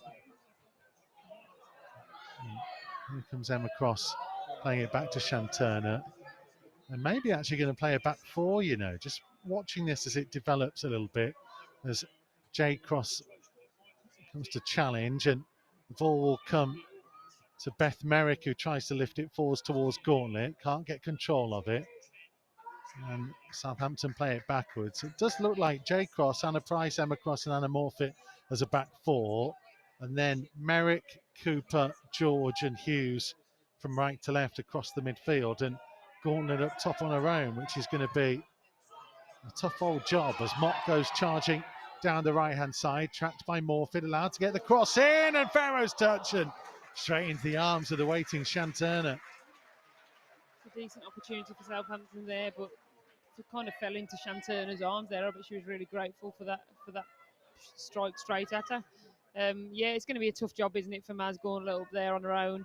She's going to be the target player, no doubt, but we're really reliant now on Beth Merrick. All Wolves have lost possession in a dangerous area, and it's gone towards goal, and thankfully just wide from Lucia Kendall, who spotted the opportunity, picked up on the loose ball and tried to lift it over Shan Turner, who was desperately trying to get back into play. Yeah, it's another let-off, isn't it? I think it's tough. It's just settling the nerves now. It's it's a huge occasion. All the girls have got their families, friends here. It's a hell of a moment for them. But it's just going to be such a tough task for them from now on in. Hughes up against Mott. Ball is cleared away. Freeland's pass in field. Griffiths dispossessed by Morfitt. Gauntlet will give chase, but it's a good turn by Rafferty. So Southampton with Rendell in goal, Mott, Rafferty, Parnell and Collett, the back four. Then Freeland on the right, Ware on the left, Rutherford, Griffiths, Kendall in midfield, Farrow up top.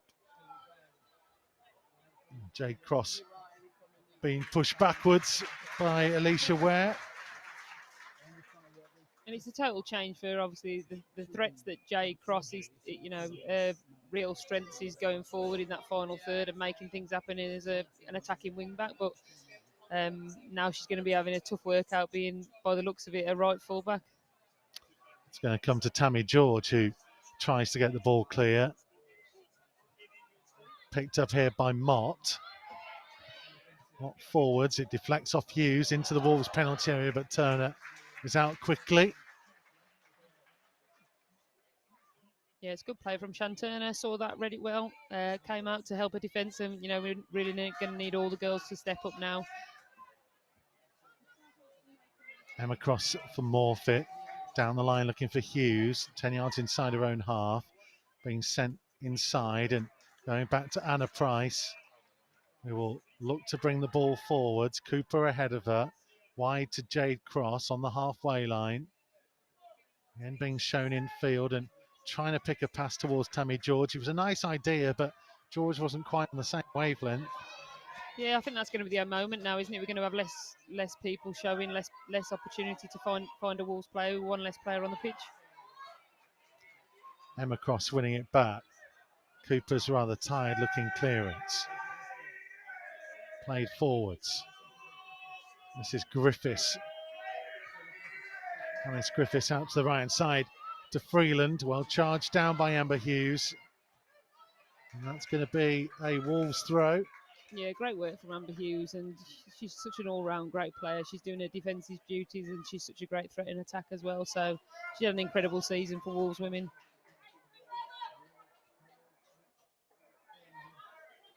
I think the tough moment now for the Wolves girls is the fact that they're going to be out of possession so much, and not have masses of it.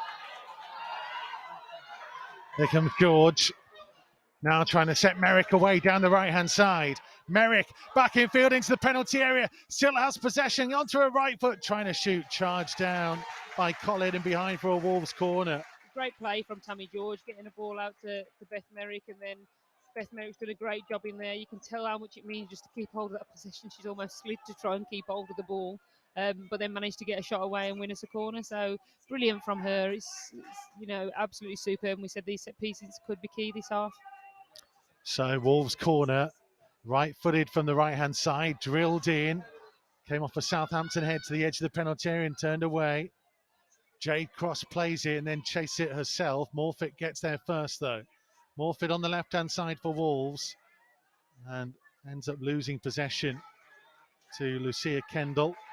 And Southampton have worked it nicely and will try and hit on the counter themselves. And suddenly it's 2-on-2 for just a moment. Infield to Farrow, back looking to Ware. Cross came Emma Cross.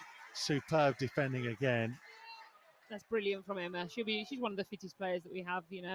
Great speed, great strength, great endurance. So no doubt she'll be covering lots of gaps today because we're going to be a little bit exposed. But it's about just covering those angles and making it as tight as we possibly can. Just 26 across twins. Been around for an awful long time.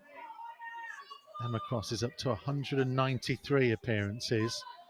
Jade on 199 today. Wow, it's crazy. Literally, they've even I played with Jade and Emma, and I've been retired 5 years. But they're just brilliant. They're fantastic. They've been at Wolves since they were 9. This is their club.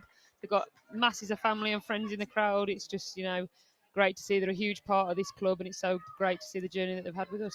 Wolves 0, Southampton 1. Brave header by Anna Price midway inside his own half, and she finds Beth Merrick over the halfway line. Merrick on the chase, but There's a challenge in there. I think that's going to be a free kick, you know. I think these moments are going to be important. It's about managing the game. She's won us a little free kick, not masses in that, but I think she's caught a foot just as if she's running past her. So we've got to take these opportunities, you know, as and when they come, and get a few set pieces. And I think that's our, you know, one of the main opportunities for us this half.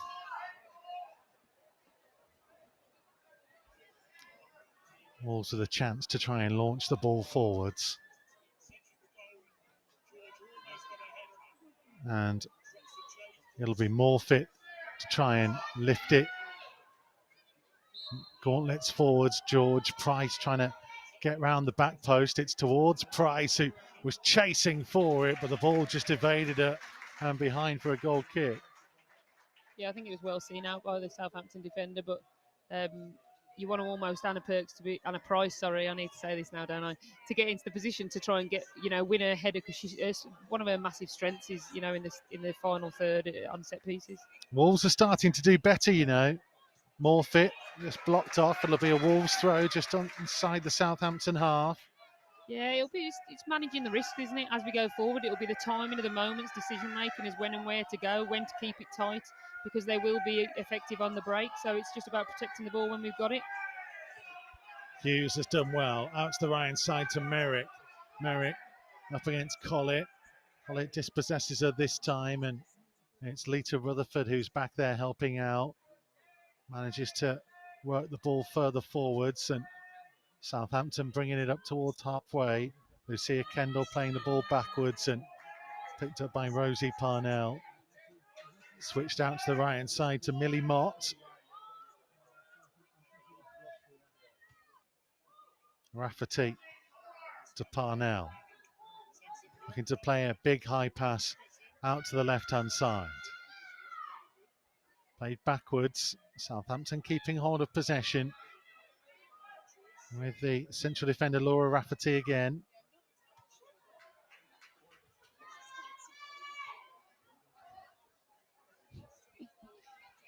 Little push in there from Maz. You can tell she's getting a little bit frustrated. She's going to have so few opportunities. It's really about being patient and waiting for the right ball into her.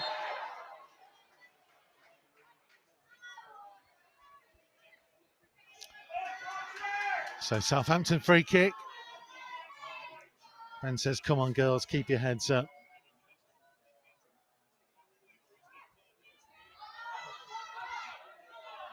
There's Kendall, right hand side for Southampton. Big high ball into the penalty area. Ware got ahead to it, but couldn't send it back across goal and behind for a goal kick.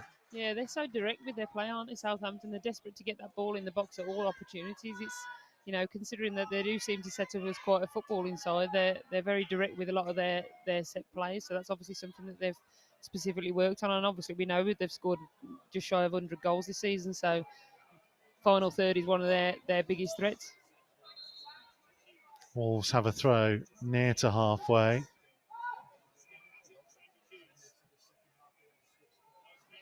We need Wolves to try and find a way forwards. Tammy George on the halfway line, being kept quiet for long periods so far today. Now with Emma Cross to a left-hand side to Morfitt. Morfitt will try and hit a long diagonal ball that Merrick will give chase to. Merrick put real pressure on Megan Collett there and forces a Wolves throw deep inside the Southampton half. Yeah, brilliant. I mean, it's about getting into those little spaces in behind their defences that they don't want to be on the turn. They don't want to be facing their own goal. So great ball from Anna Morfitt. You want to see a little bit more of that because Beth Merrick will certainly. She's really strong physically, and I think she'll be desperate to get on the end of any of those balls. So forcing her to throw in at this stage is really good. Gauntlet holding it up by the right-hand touchline, delivers a cross in. Hughes wasn't far off. She'll try and get to the loose ball in the penalty area. Just too many numbers. Lita Rutherford got there first and releases Millie Mott to run down the right-hand side.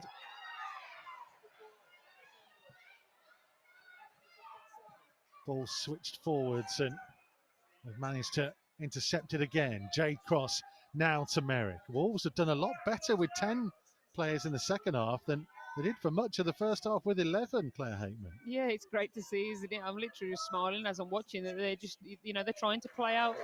It's brilliant to see the determination and drive from this team they've had all season. So that bit was never in doubt. The team spirit as well, to see this game through and give us the best chance that we've got of really staying in the game for as long as we possibly can. And whether it's keep it to 1-0 and then make a late push. I mean, the game plan will be tough from now on in, but I know that they're going to give it the best shot today and take what they can. Mott's pass intercepted by Cooper. Hughes loses it on the halfway line. Freeland playing it backwards to Rafferty. I mentioned the investment that Southampton have had. Marianne Spacey, famous name in the women's game, in charge. Spacey Kale, I think it is these days. Yeah, she was an England legend, kind of probably as I was growing up. She was smashing it up for Arsenal, Fulham, England, almost 100 caps, I think, for England as well. So she's an incredible role model for Southampton, and she's doing a great job. But obviously the funding and investment that they've got down there as well, some of their players are receiving payment, I believe. So it's worlds apart from where we're at the moment. But equally, we've got all the support levels right on and off the pitch. Yeah, it shouldn't be forgotten that these girls have day jobs, not available to train every day. They have to live their lives. Many of them, like you, a teacher. Teachers, there's policewoman in there. Yeah, prison officer, I think, Kelly Darby. There's a real range actually of the jobs that the girls do, and it's tough. I remember it well. It was not so bad when I was at university and you were coming to training after university because it was a nice thing to do. But working 9 to 5 and beyond in terms of hours, and then dashing to training was tough going. So the commitment levels from the girls has been unreal. Morfitt launching the ball forwards. Price trying to get ahead on the end of it. I'll come back to on the edge of the box, heading it into the danger zone. Hughes, can she get to this loose ball first? Left-hand side of the penalty area. Clever feet from Amber Hughes and curls an effort goalwards, just plucked out the air by Kayla Rendell. But there is still hope there. As far as Wolves are concerned, they're showing much brighter moments in this second half. Amber Hughes, I mean, she's going to get now. The impact will be how tired they get, how quickly, because she's been excellent, hasn't she? She's been covered every blade of grass. She's defensively putting in effort and obviously going forward, looking sharp in the box, creating good moments for us. Just unlucky she didn't quite catch that shot there, but still a decent effort on goal. And like you say, they've been superb this second half. And at the moment, I wouldn't be noticing that they had a player less. Yeah, she's the one, isn't she, that can turn this round if needs be. Well, she scored a hell of a goal in the County Cup final. A hell of a strike from probably about 30 yards out as well. Ridiculous strike, top corner. So we know that she's got that in her. Now then, a slip allows Jade Cross to carry the ball over the halfway line. Merrick forwards, it went infield towards Gauntlet. Heavy touch, and then Tammy George, I think, would have fouled, but the referee allows things to continue as Southampton now looking threatening down their left-hand side. Ware's ball goes all the way past the edge of the penalty area. Chases on to try and keep this in on the right-hand touchline, and Kendall does so. Trying to play the ball backwards for the support for Mott, who will look to launch it into the danger zone, just too high for Ware. And Jade Cross can see that behind for a goal kick. Yeah, well defended from Wolves. I think the recovery lines are going to be tough, aren't they? I think this is going to be harsh. She's not booking her for that, is she? Or is she? Yeah, I think Tammy George is getting a yellow card. It seems like a harsh booking that. There was really nothing in it. It wasn't completely cynical. She tried a clear effort to win the ball. Slightly missed time, but first challenge. Ella Morris coming on.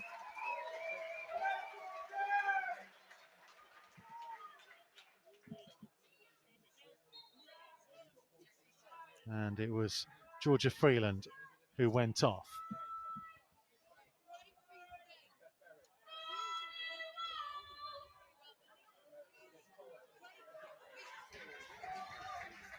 Can Wolves keep this going?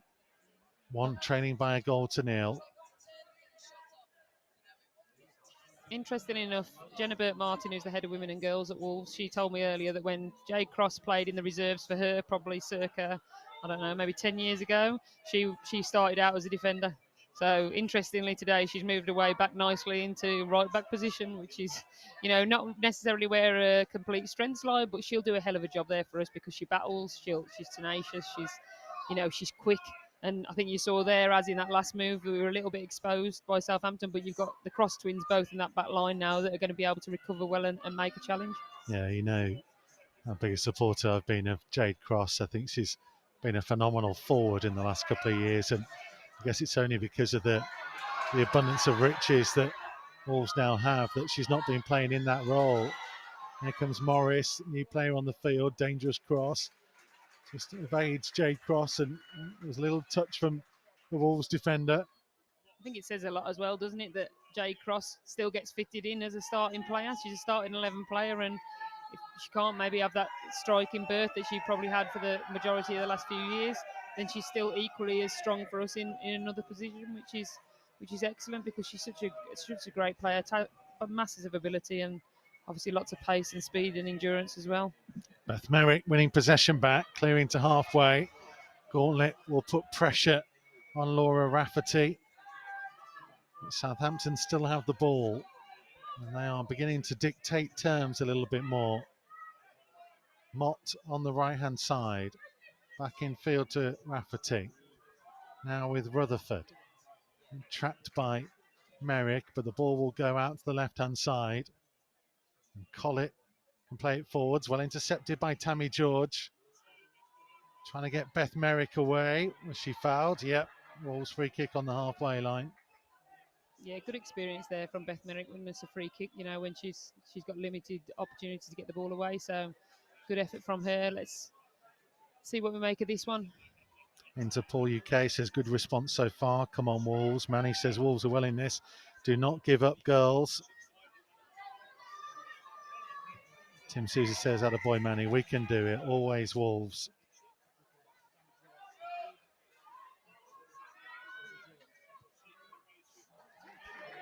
Unlucky Tammy. Right idea there. She's tried to play forward, but it's just difficult, isn't it? It's decision makers, it's tiredness. They're having to do a lot of graft without the ball. Being out of possession for long periods of time is tough ask. It's decision making. It's concentration is massive. Still plenty of time left in the game. We have 25 minutes left to play. Mott on the right hand side for Southampton, being shown back in field by Hughes. Rafferty will find Parnell. Back to Rafferty again. Looking out to the right hand side to Mott. And these are the stages where Wolves just have to keep their composure, because Southampton are daring them to try and press them, daring them to come out of their defensive shape and now try and move the ball forwards. Try and capitalise on any spaces. Morris, right hand side of the penalty area, up against Morfitt, fires across all the way through. And there'll be a Wolves throw on the far side, about 10 yards from the corner flag. Yeah, I wasn't sure whether Shanturner got a hand on that, but obviously not. But yeah, it's tough, isn't it? It's really like managing the game, deciding when and where to go, when you're going to make a break and try and win a ball, because you're giving up your ground. As soon as you give up your ground, they're going to play in behind if you give them the opportunity. So it's really a kind of game of cat and mouse, isn't it? It's a tough game for them to play. Southampton are clearly desperate to play between the lines, and they want to get the ball through us.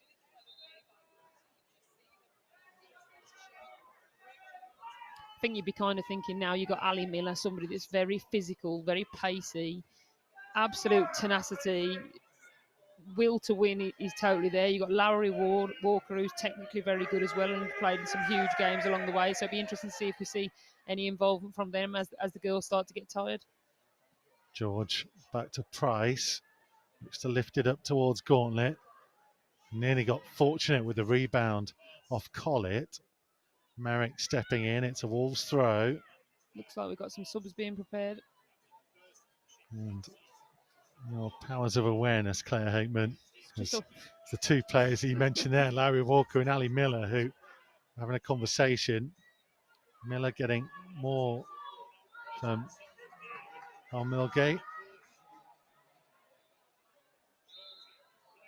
It's a remarkable scenario, really, isn't it, that the manager is unavailable. You literally couldn't pick it, could you? In probably the 1 year that Mac has had to go away is at this moment in this particular season. But I think everything happens for a reason, and fate will play a big part. And let's see what happens from here. There's still going to be great moments to come for this football club. If it's not today, it'll be another day, because everything's heading so fast in the right direction that it's just a great place to be and a great club to be involved in. Joe says playing better second half, still in it at 1-0. Amber Hughes down the left-hand side for Wolves has done well to keep it in and keep her footing and turn in field away from Mott.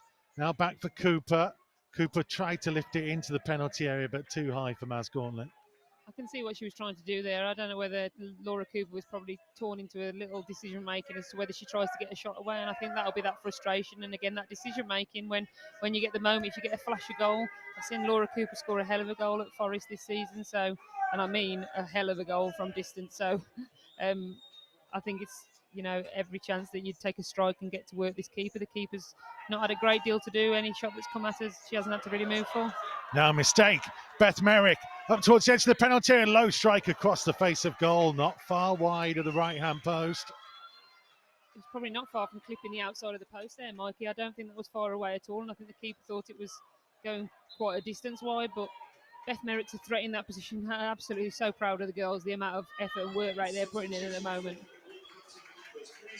It's Maz Gauntlet who's going to come off. Ali Miller coming on. Different type of forward player now, Claire Hakeman. Yeah, definitely. I think Maz has done an absolute shift in there today, hasn't she? She's shattered. She's having to hold her line. But I tell you what, her communication, her experience has been superb. She had to play a different kind of game since obviously the sending off.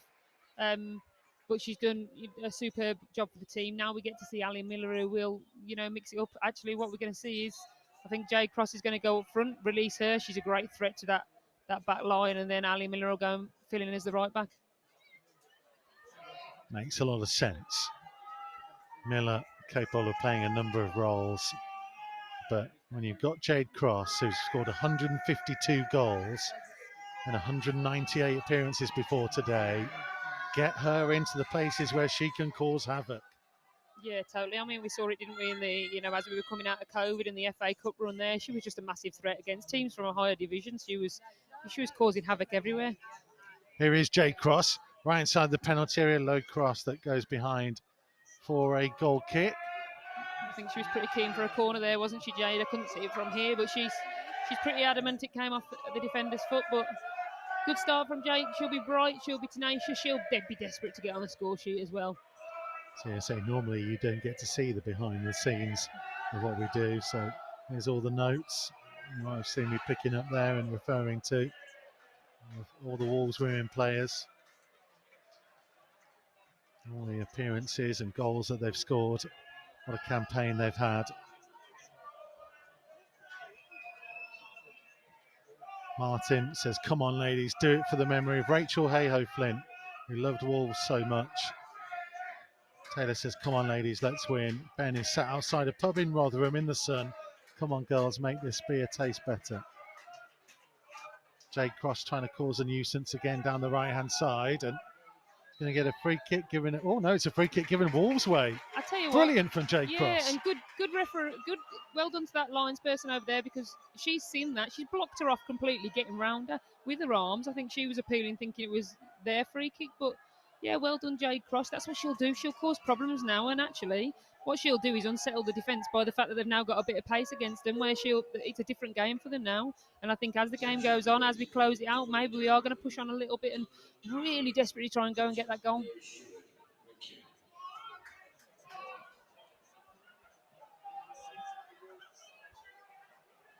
So you've got more fit forwards.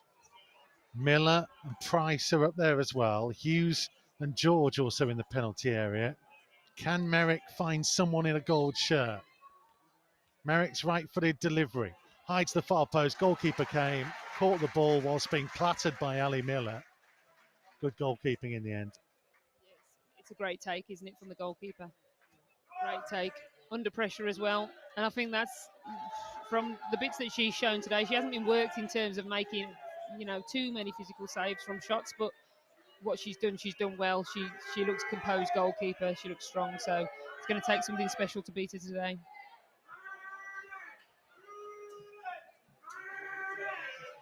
Picked up by Parnell. To the left-hand side to Collett. Back to the goalkeeper.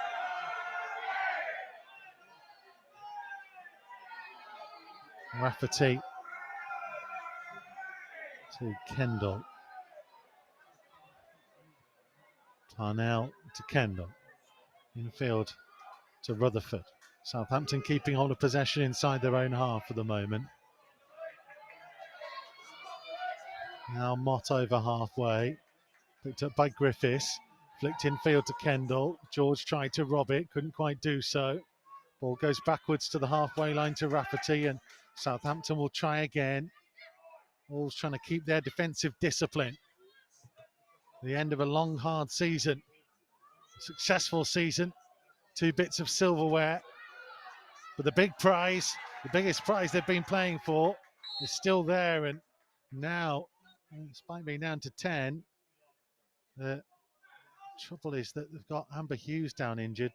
Hopefully, that is just a bit of cramp and not a calf tear or anything. She immediately went down grabbing hold of her left calf muscle, and she looks in a bit of pain. Yeah, I mean, the running that she's done today, I wouldn't be surprised if it's a cramp. And you can see there's a Southampton player receiving exactly the same treatment from a teammate on the other side of the pitch. So hopefully that is totally the case. She's been superb today. She's been everywhere.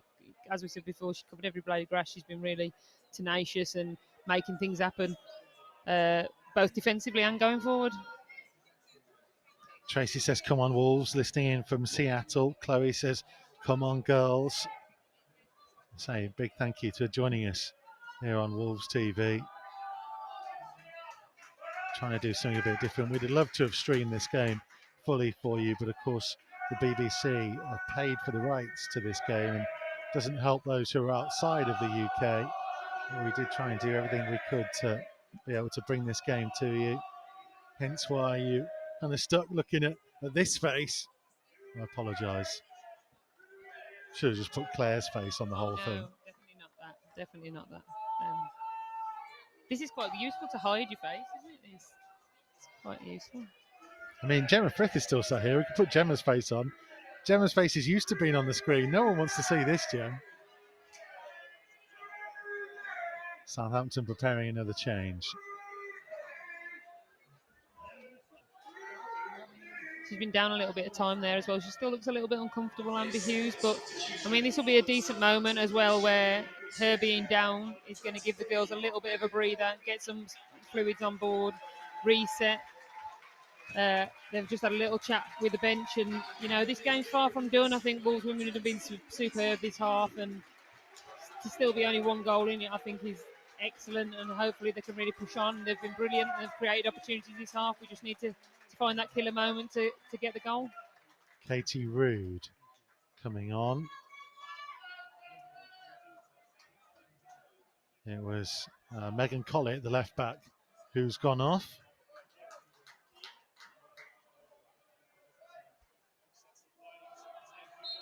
I think you were probably part expecting her to be on anyway, weren't you?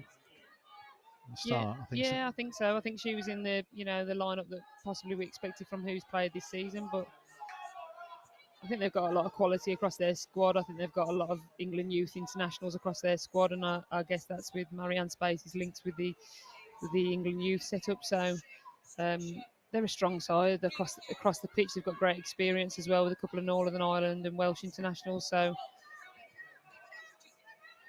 Larry Walker might have just got the nod. Amber Hughes going to try and see if she can go back on, but Wolves are temporarily playing with 9 at the moment. This is Kendall for Southampton up towards the edge of the penalty area. Ball played cross field. Ooh, I don't know if that was a cross or a shot. Shan Turner didn't really know. Yeah, I was just going to say, Shan's reaction told us it was a little bit closer than she thought it was possibly, but Katie Rood filling in field. Riding another storm, isn't it? It's kind of seeing it through, see what Amber's got left in the tank, and maybe another sub to come soon. Mott dispossessing Hughes. Jade Cross, though, was alert. Wins it back on the halfway line. Amber Hughes back in field, trying to hold off a couple of challenges. In the end, just ran into a bit of trouble, and Griffiths saw the ball out of play for a Southampton throw. And that's exactly what Jade Cross brings to the party, doesn't it? She just makes it uncomfortable for defenders to play out, wins the ball back when she really shouldn't. She's just so sharp. Her pace is just superb. So here is Merrick over the halfway line, driving through the middle of the half. She was caught really late there. Ball goes wide to Amber Hughes, who slips, and it goes out of play. And, well, think you've got to be asking for the free kick, haven't you, there? I think Tammy George is making that point of there wasn't really an advantage in that. And she has pulled it back at other times. And surely, by merits, there should be a yellow card in there as well, because Tammy George is probably the point she was making. She got yellow carded for not exactly the same thing. For not a lot, and actually the tackle that she got yellow carded for, the player kind of rode the challenge, so it wasn't, you know, I'm not saying it was a great challenge, but I don't think it was a yellow either, so you can see the Wolves bench getting a little bit frustrated there. They're asking the question. The ball obviously ran away. It's a foul. Obviously, would have been in a decent position as well for us. Big hello to Danny, listening in Baltimore. Come on, girls. RDB Gaming up the Wolves. Matt says, let's end this season well. Big hello to Tracy. So she loves listening to me. Chloe says, stay strong, girls. Wolves A-Week, come on, you Wolves. Tim and Susie are watching the game on YouTube and listening to us on Wolves TV. Ellen says, appreciate any coverage of the women in the States, listening in from Wisconsin today. Wolves still trailing by a 1-0 with 11 and a half minutes remaining. Can they produce something remarkable? It's cleared away. It'll be a Wolves throw. Close to the halfway line as Anamorphic can steal and throws it down the line. Mott's header goes in field. Rutherford back to Rafferty. All the way back to the goalkeeper, Kayla Rendell. Charged down by Cross. It comes to the right-hand side to Laura Rafferty. I think we're quite close to that point, aren't we, where the decision might be made to push on. When do we go and try and push on and get that, see if we can get that goal? Do we free up another couple of players, try and get some numbers in the box? You've got some tired legs on the pitch as well, so all that's going to contribute to these final minutes of the game. Ali Miller with a throw down the line. Wolves win themselves another throw. Can they do something? They have such ability, such heart and character, encapsulated by Jade Cross, who's just won Wolves a corner. And look at the way she turned around there, Claire Hateman, geeing up her teammates. It's class. She's done her job, and she's actually, look at Jade's position that she takes up now. Her and Emma are normally the last two players, and there's no doubt that's for their pace. So they're the final two players in the just inside the Southampton. I'd like to see them just push Cooper in here. Just put an extra body in there. In comes the corner. It was headed by Price, looping towards the far post. Ali Miller can't quite get there.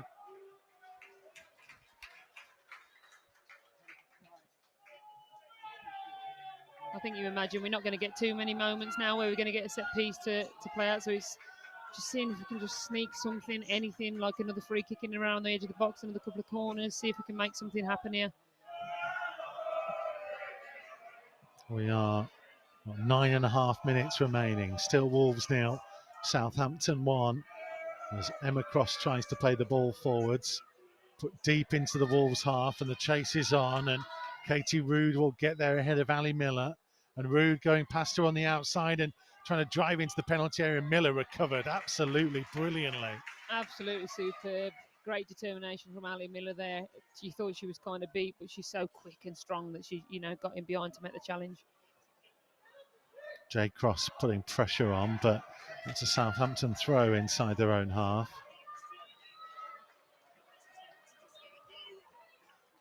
When do they leave it? How long will they go before saying, you know what? Let's push somebody else forwards. Let's just leave three at the back. I think we're quite close, aren't we? Whether we go with the original three, push Ali Miller forward, get Beth Merrick up there as well, maybe. Push Amber Hughes up. Morfitt with a brave header to the halfway line. Hughes, heavy touch from Hughes. Did well, though, to try and work hard to win it back. Cooper, good strength. George trying to poke it out to the right side towards Merrick. Wolves just couldn't get a full grip on it. Ali Miller, brilliant strength. And drops a shoulder, runs away from one, and then ends up playing it off Griffiths. And Southampton win possession back. Oh, it's unlucky from Ali Miller. She kind of did the hard work, didn't she? And then just couldn't get her pass away. Farrow's ball forwards. Merrick back at the other end, heads it back to Brilliant. Turner. I think Beth Merrick looks like she's tiring now. They're all going to be tiring. I mean, this is the point now. We need one goal, and that's going to take us through to extra time, if potentially. So it's a tough ask, isn't it, of the girls to even consider doing another half an hour? But what it would mean just to get that goal today. Yeah. If they can, if they're going to get back into. I mean, I'm sure they'll give it absolutely everything they have. But if they can just turn it around, Man United in the new camp, 99, 2 late goals in stoppage time. Yeah, that would be the perfect scenario, Mikey. This is what we're going for, obviously. But oh God, it'd be just great, wouldn't it? Interpol says, still don't understand why we have to play this game when we're not just promoted. You and me both. Do you want me to get started on that one or no? Or no. I mean, look, I think we're all in agreement. I think as much as this is a lovely showpiece, and I can understand playing it in terms of saying, let's have an overall champion. Why these two aren't just promoted anyway makes no sense to me. No, it 100% doesn't make any sense to anybody. I don't think, Mikey. I don't think it's necessarily the league's fault. I think it's the FA need to maybe look at the structure of the league. Here comes Southampton. Kendall's ball forwards. Ali Miller's going to have to chase that with Ware right behind her, and ends up having to play it out of play for a Southampton throw. Especially when you consider, take nothing away from them, Coventry United had a remarkable turnaround to get themselves out of trouble. But, they'd pretty much won one game up until the end of January, and they managed to survive. And they did it in the most remarkable circumstances, 97 minutes into the game or something at Watford. A ridiculous goal as well that saw it through. It's great to see the Wolves fans behind the goal on their feet as well there. Trying to inspire their team as Amber Hughes clatters into Millie Mott. Yeah, I think with the league situation, I think the fact there's 2 divisions, there's 27 teams that collectively then come together, but one promotion spot I just don't think you would see it in men's football. And listen, this isn't a dig at the league, because I think I think it's out of the league's hands. It's not their decision to make things like this happen, but they relegate 7 teams from that league. So 7 relegated, 27 teams in the league, one promotion spot. I just think for 2 teams that have finished 8 and 9 points clear and 1 loss apiece, to not then gain promotion out of that league is unreal. Griffiths for the long ball forwards, on just wide of the left-hand post of Shanturn. It might have come off Anna Price, She was looking round. She's just been handed a note. She's got a message. A note has come from the bench. It's proper old school. And what's the message? Beth Merrick forwards. Amber Hughes. No, Beth Merrick back over to the left. Hughes up front with Jade Cross.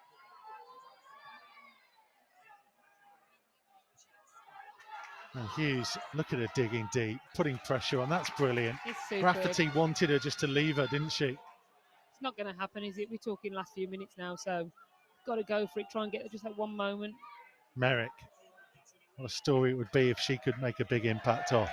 Crossfield ball, just too high for Ali Miller, who actually ran in field and then had to kind of stop, jump, and was just a touch too short for her. Yeah, I think if she'd have held a space, Ali Miller, it was a great ball to her, but the fact that she ran in, probably wanting it at her feet, it ended up not being quite the right ball. But right ideas, just last moments now. We've just got to make something happen if we can. Right, 3-4-2 then. Effectively, this is for Wolves.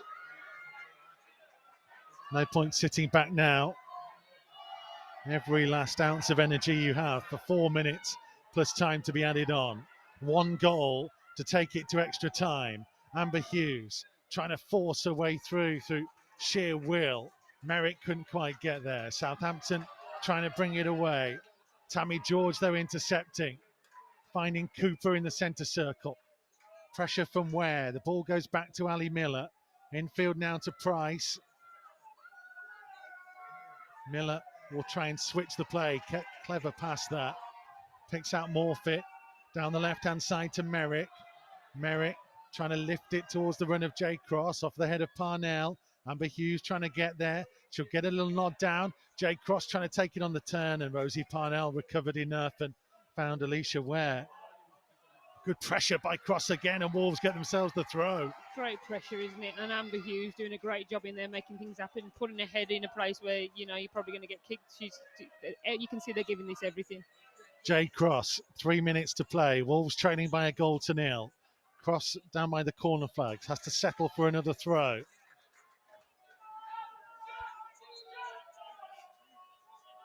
And Shan Turner is down on the edge of the Wolves penalty area. He's picked up a knock again. And it's another little stoppage and maybe just a bit of a breather. And Beth Merrick's going to come over to the touchline, get a drink and maybe some instructions. That's Gauntlet throwing the water on. Oh, we need everything from Shanturner now. Just last couple of minutes. It's when you think about like the challenge that faced them at the start of the second half, they've done incredibly well to get to the point where we're still competing, we're still within a chance. Just one opportunity is all we need, and it's been a tough day for the girls since the sending off. But Taylor says Houston, Texas, love the Wolves. We are officially into the 89th minute. Wolves need a miracle now. Hughes. Ball bounces off her and behind for a goal kick. Scott again asking that question. Come on, Wolves, why can't both these teams go up? Simply because they decide that only one goes down from the championship, so only one can be promoted in their place. But listen, Wolves have had to do things the hard way. Twice they were miles clear of everybody else, and COVID brought a premature end to the season, and the results were effectively expunged. They weren't allowed to be promoted. In the end, they were moved up to this level by what they call upward movement rather than genuine promotion. So actually winning the Women's National League Northern Premier Division was the first time they managed to get their hands on a trophy for all the success they've had last couple of years. Miller's challenge, Southampton throw. Added the County Cup to it as well. it's been an unreal season. The girls have done themselves absolutely proud, done the club proud, done the whole of Wolverhampton proud. I think the way that they've held themselves, the way that they've performed. To Rude, intercepted by Price. Tammy George will grab hold of it. We are 20 seconds away from the end of the 90.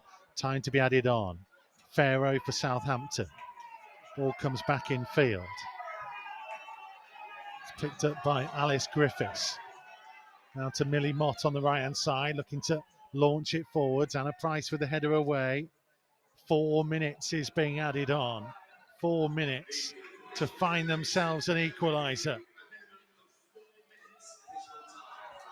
Hughes' challenge, but ball comes back into the Wolves' half, and Alicia Ware with support from Griffiths. Interception though by Beth Merritt. Wolves need to get the ball downfield, and Merritt can't find a teammate. Ware for Kendall. Griffiths putting it deep in towards the corner. Price with a very important header away. Miller challenges. George heads it back towards the halfway line. Oh, Southampton win it back though from Tammy George. Kendall's ball in towards the corner goes Rude. She's going to try and cross it. Price intercepts. It comes back out to Rude. Miller trying to get a foot in. Rude now will try and hang on to it. Falls to the floor.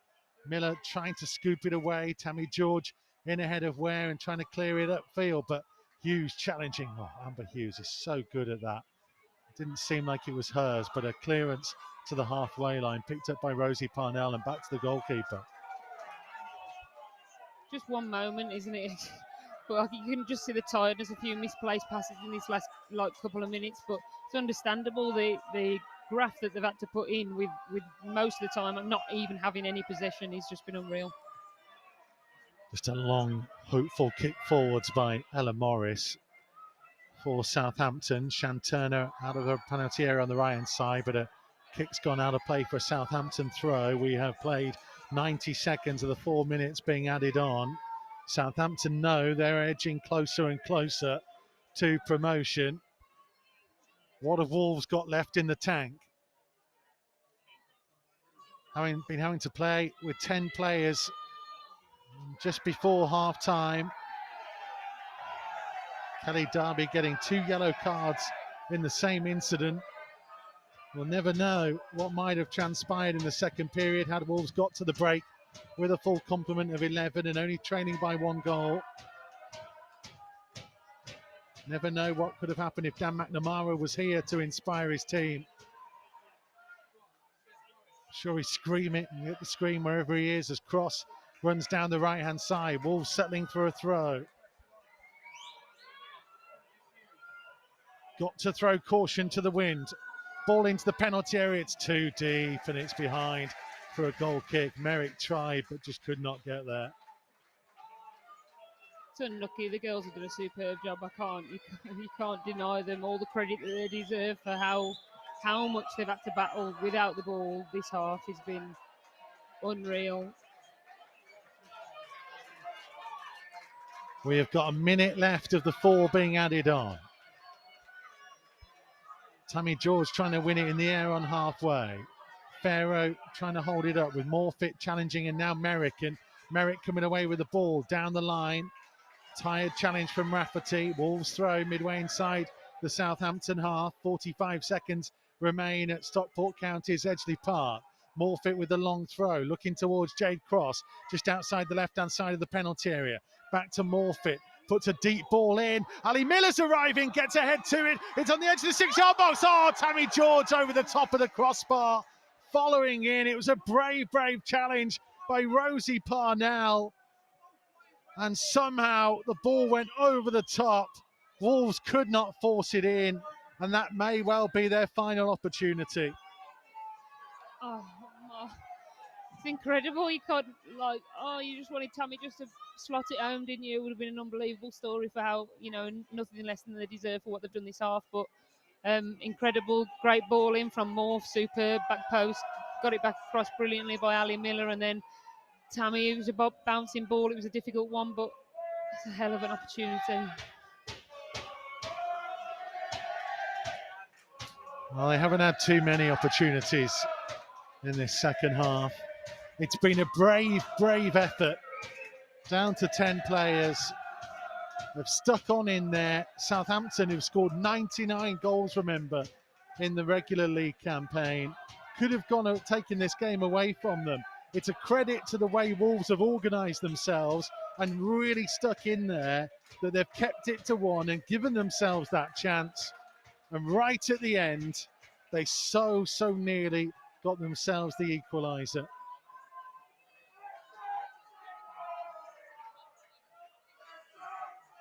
Added time. Kayla Rendell will clear the ball downfield. Southampton may be feeling that that's going to be that. All eyes on the referee. How much longer will they play? Wolves have got to track back defensively. Emma Cross deep inside her own half. Turning, can't find Merrick. Intercepted by Griffiths, who's fouled by Merrick. Southampton free kick, and we've played more than 5 minutes being added on now. You're just feeling for the girls now. I think the effort levels have been unreal. I can see that they're all literally struggling. They've put so much into this half, so much into getting to this moment. Just really unfortunate for the girls. You see Kendall trying to play it in towards the corner. Farrow will try and hold it up right by the corner flag. Merrick trying to challenge. That's going to give us a Wolves throw. Do they have enough time to get downfield? Morfitt with the first throw. It's over the top of Hughes, just hoiked out of play by Kendall.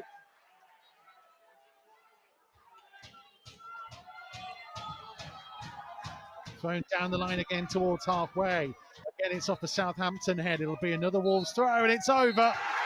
The promotion dream is over for another season.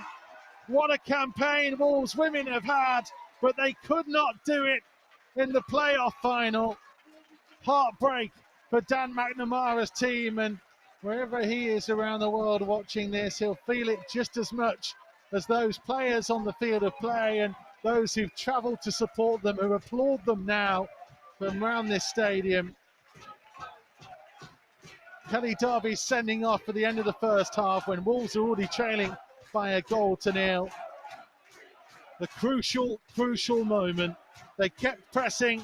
They had a wonderful opportunity right at the end of added time that Tammy George just couldn't quite connect to try and send this game to extra time. Take nothing away from what this team have achieved, because in their first season up at this level, to have won the title and won the County Cup They have given us memories that we will never, ever forget.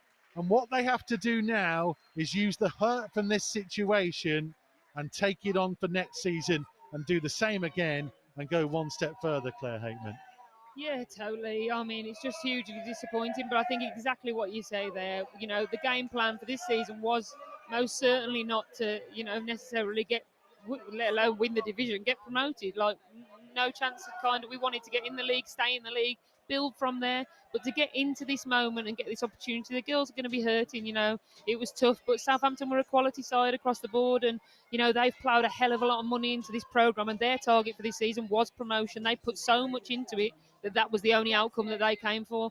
But the girls have done themselves absolutely proud this afternoon. I'm so proud of all of them.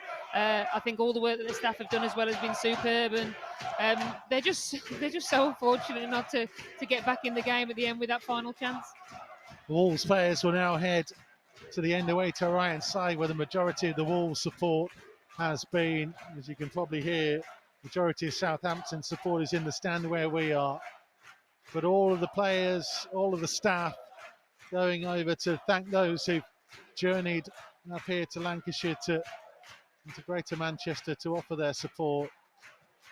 And it's heartbreaking the way that such a successful season can come down to just one game like this and not have the payoff that they so richly deserve for the campaign that they'd had, for the effort they've put in, for all those early mornings, all those late nights, all those times they've rushed home from work to get changed, to get themselves back out, to put in the effort and work rate to try and be a success. And they have been a success. They've been an incredible success. And the journey that this Wolves women group have been on, it's remarkable, Claire Hateman. You've seen it all the way through. You've seen where they've come from. You've seen, as a youngster, the way this club has rebuilt itself from what it was years and years ago. It's on a footing now that's given itself a solid foundation, and hopefully this is not the end of the story.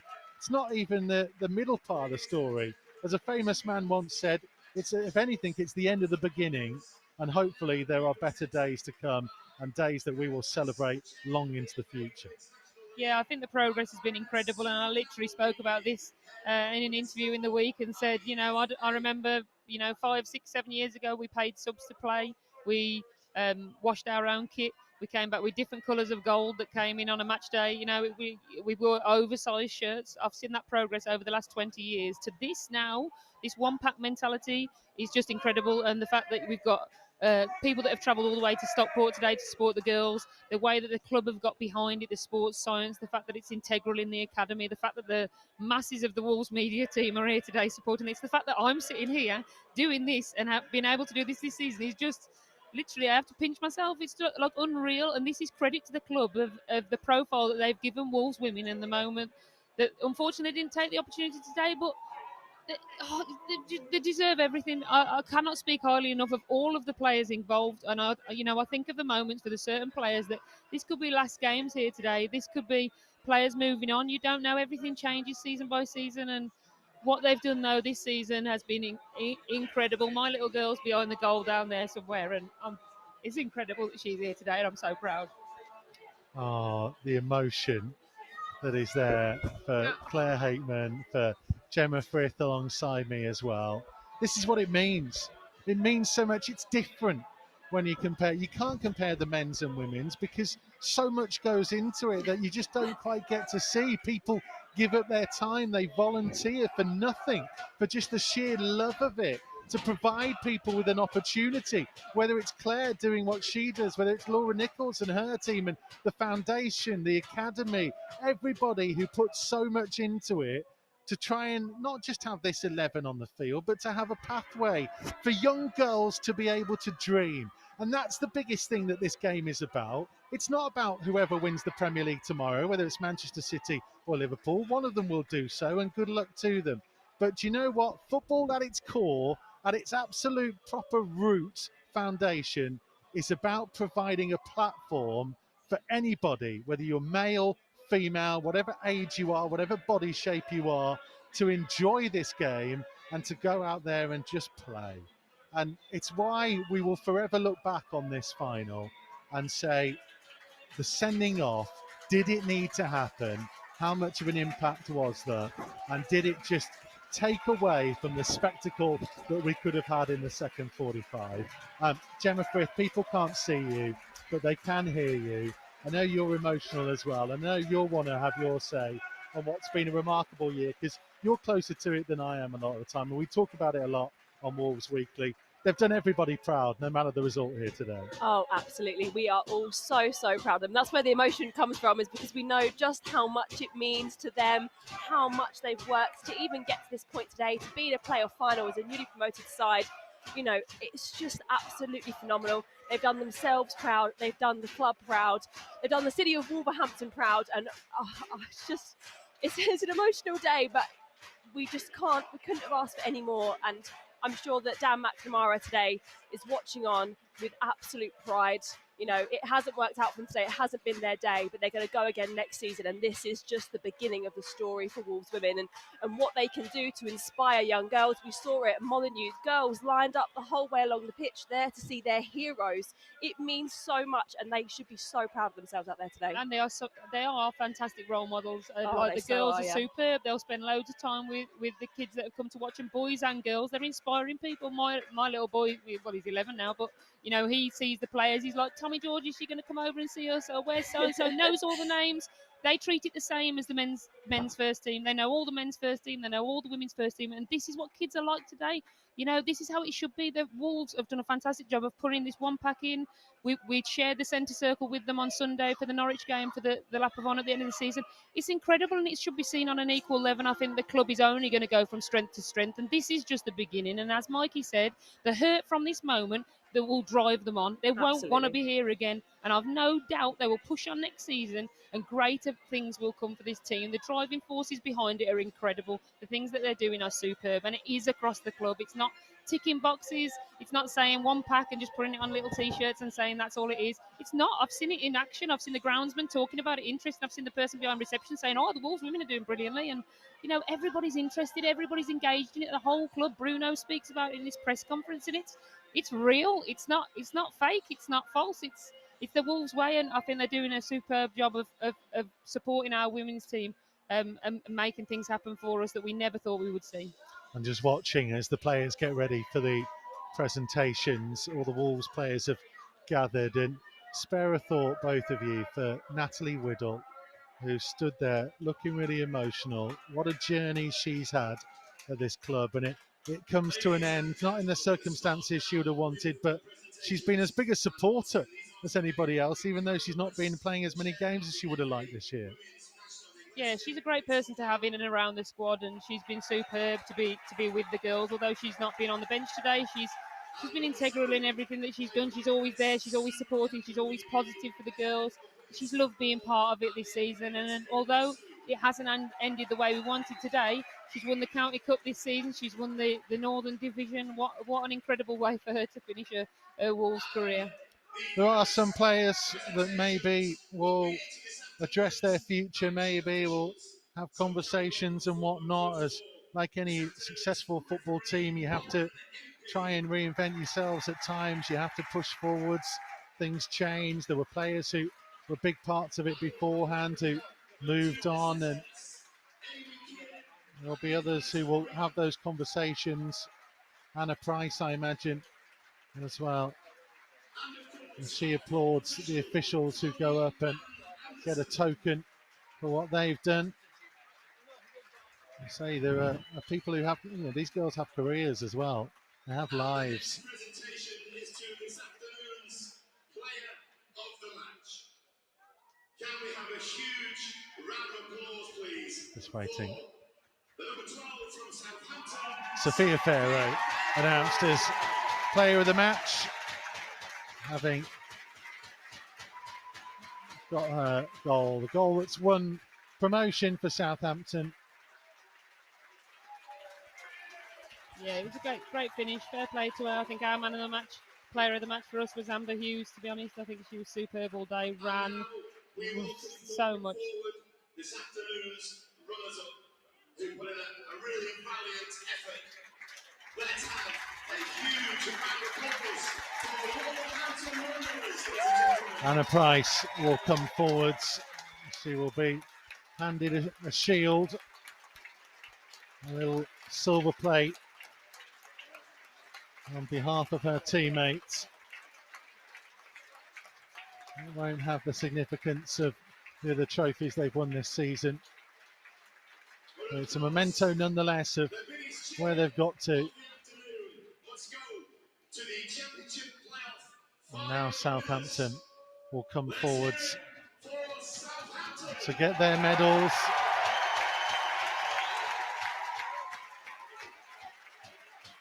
Talk about the investment that they've made. Obviously, Wolves doing things slightly differently and being brought under the umbrella of the academy. As much support as they can possibly get from the football club as a whole. But it's so important that more people lend their support. Been some amazing crowds down at Castlecroft this season. And if that can continue to grow, then hopefully the finances can enable this talented group to keep doing what they're doing, to keep improving. And who knows, maybe in 12 months' time, it'll be us in this situation, celebrating a promotion to Tier 2.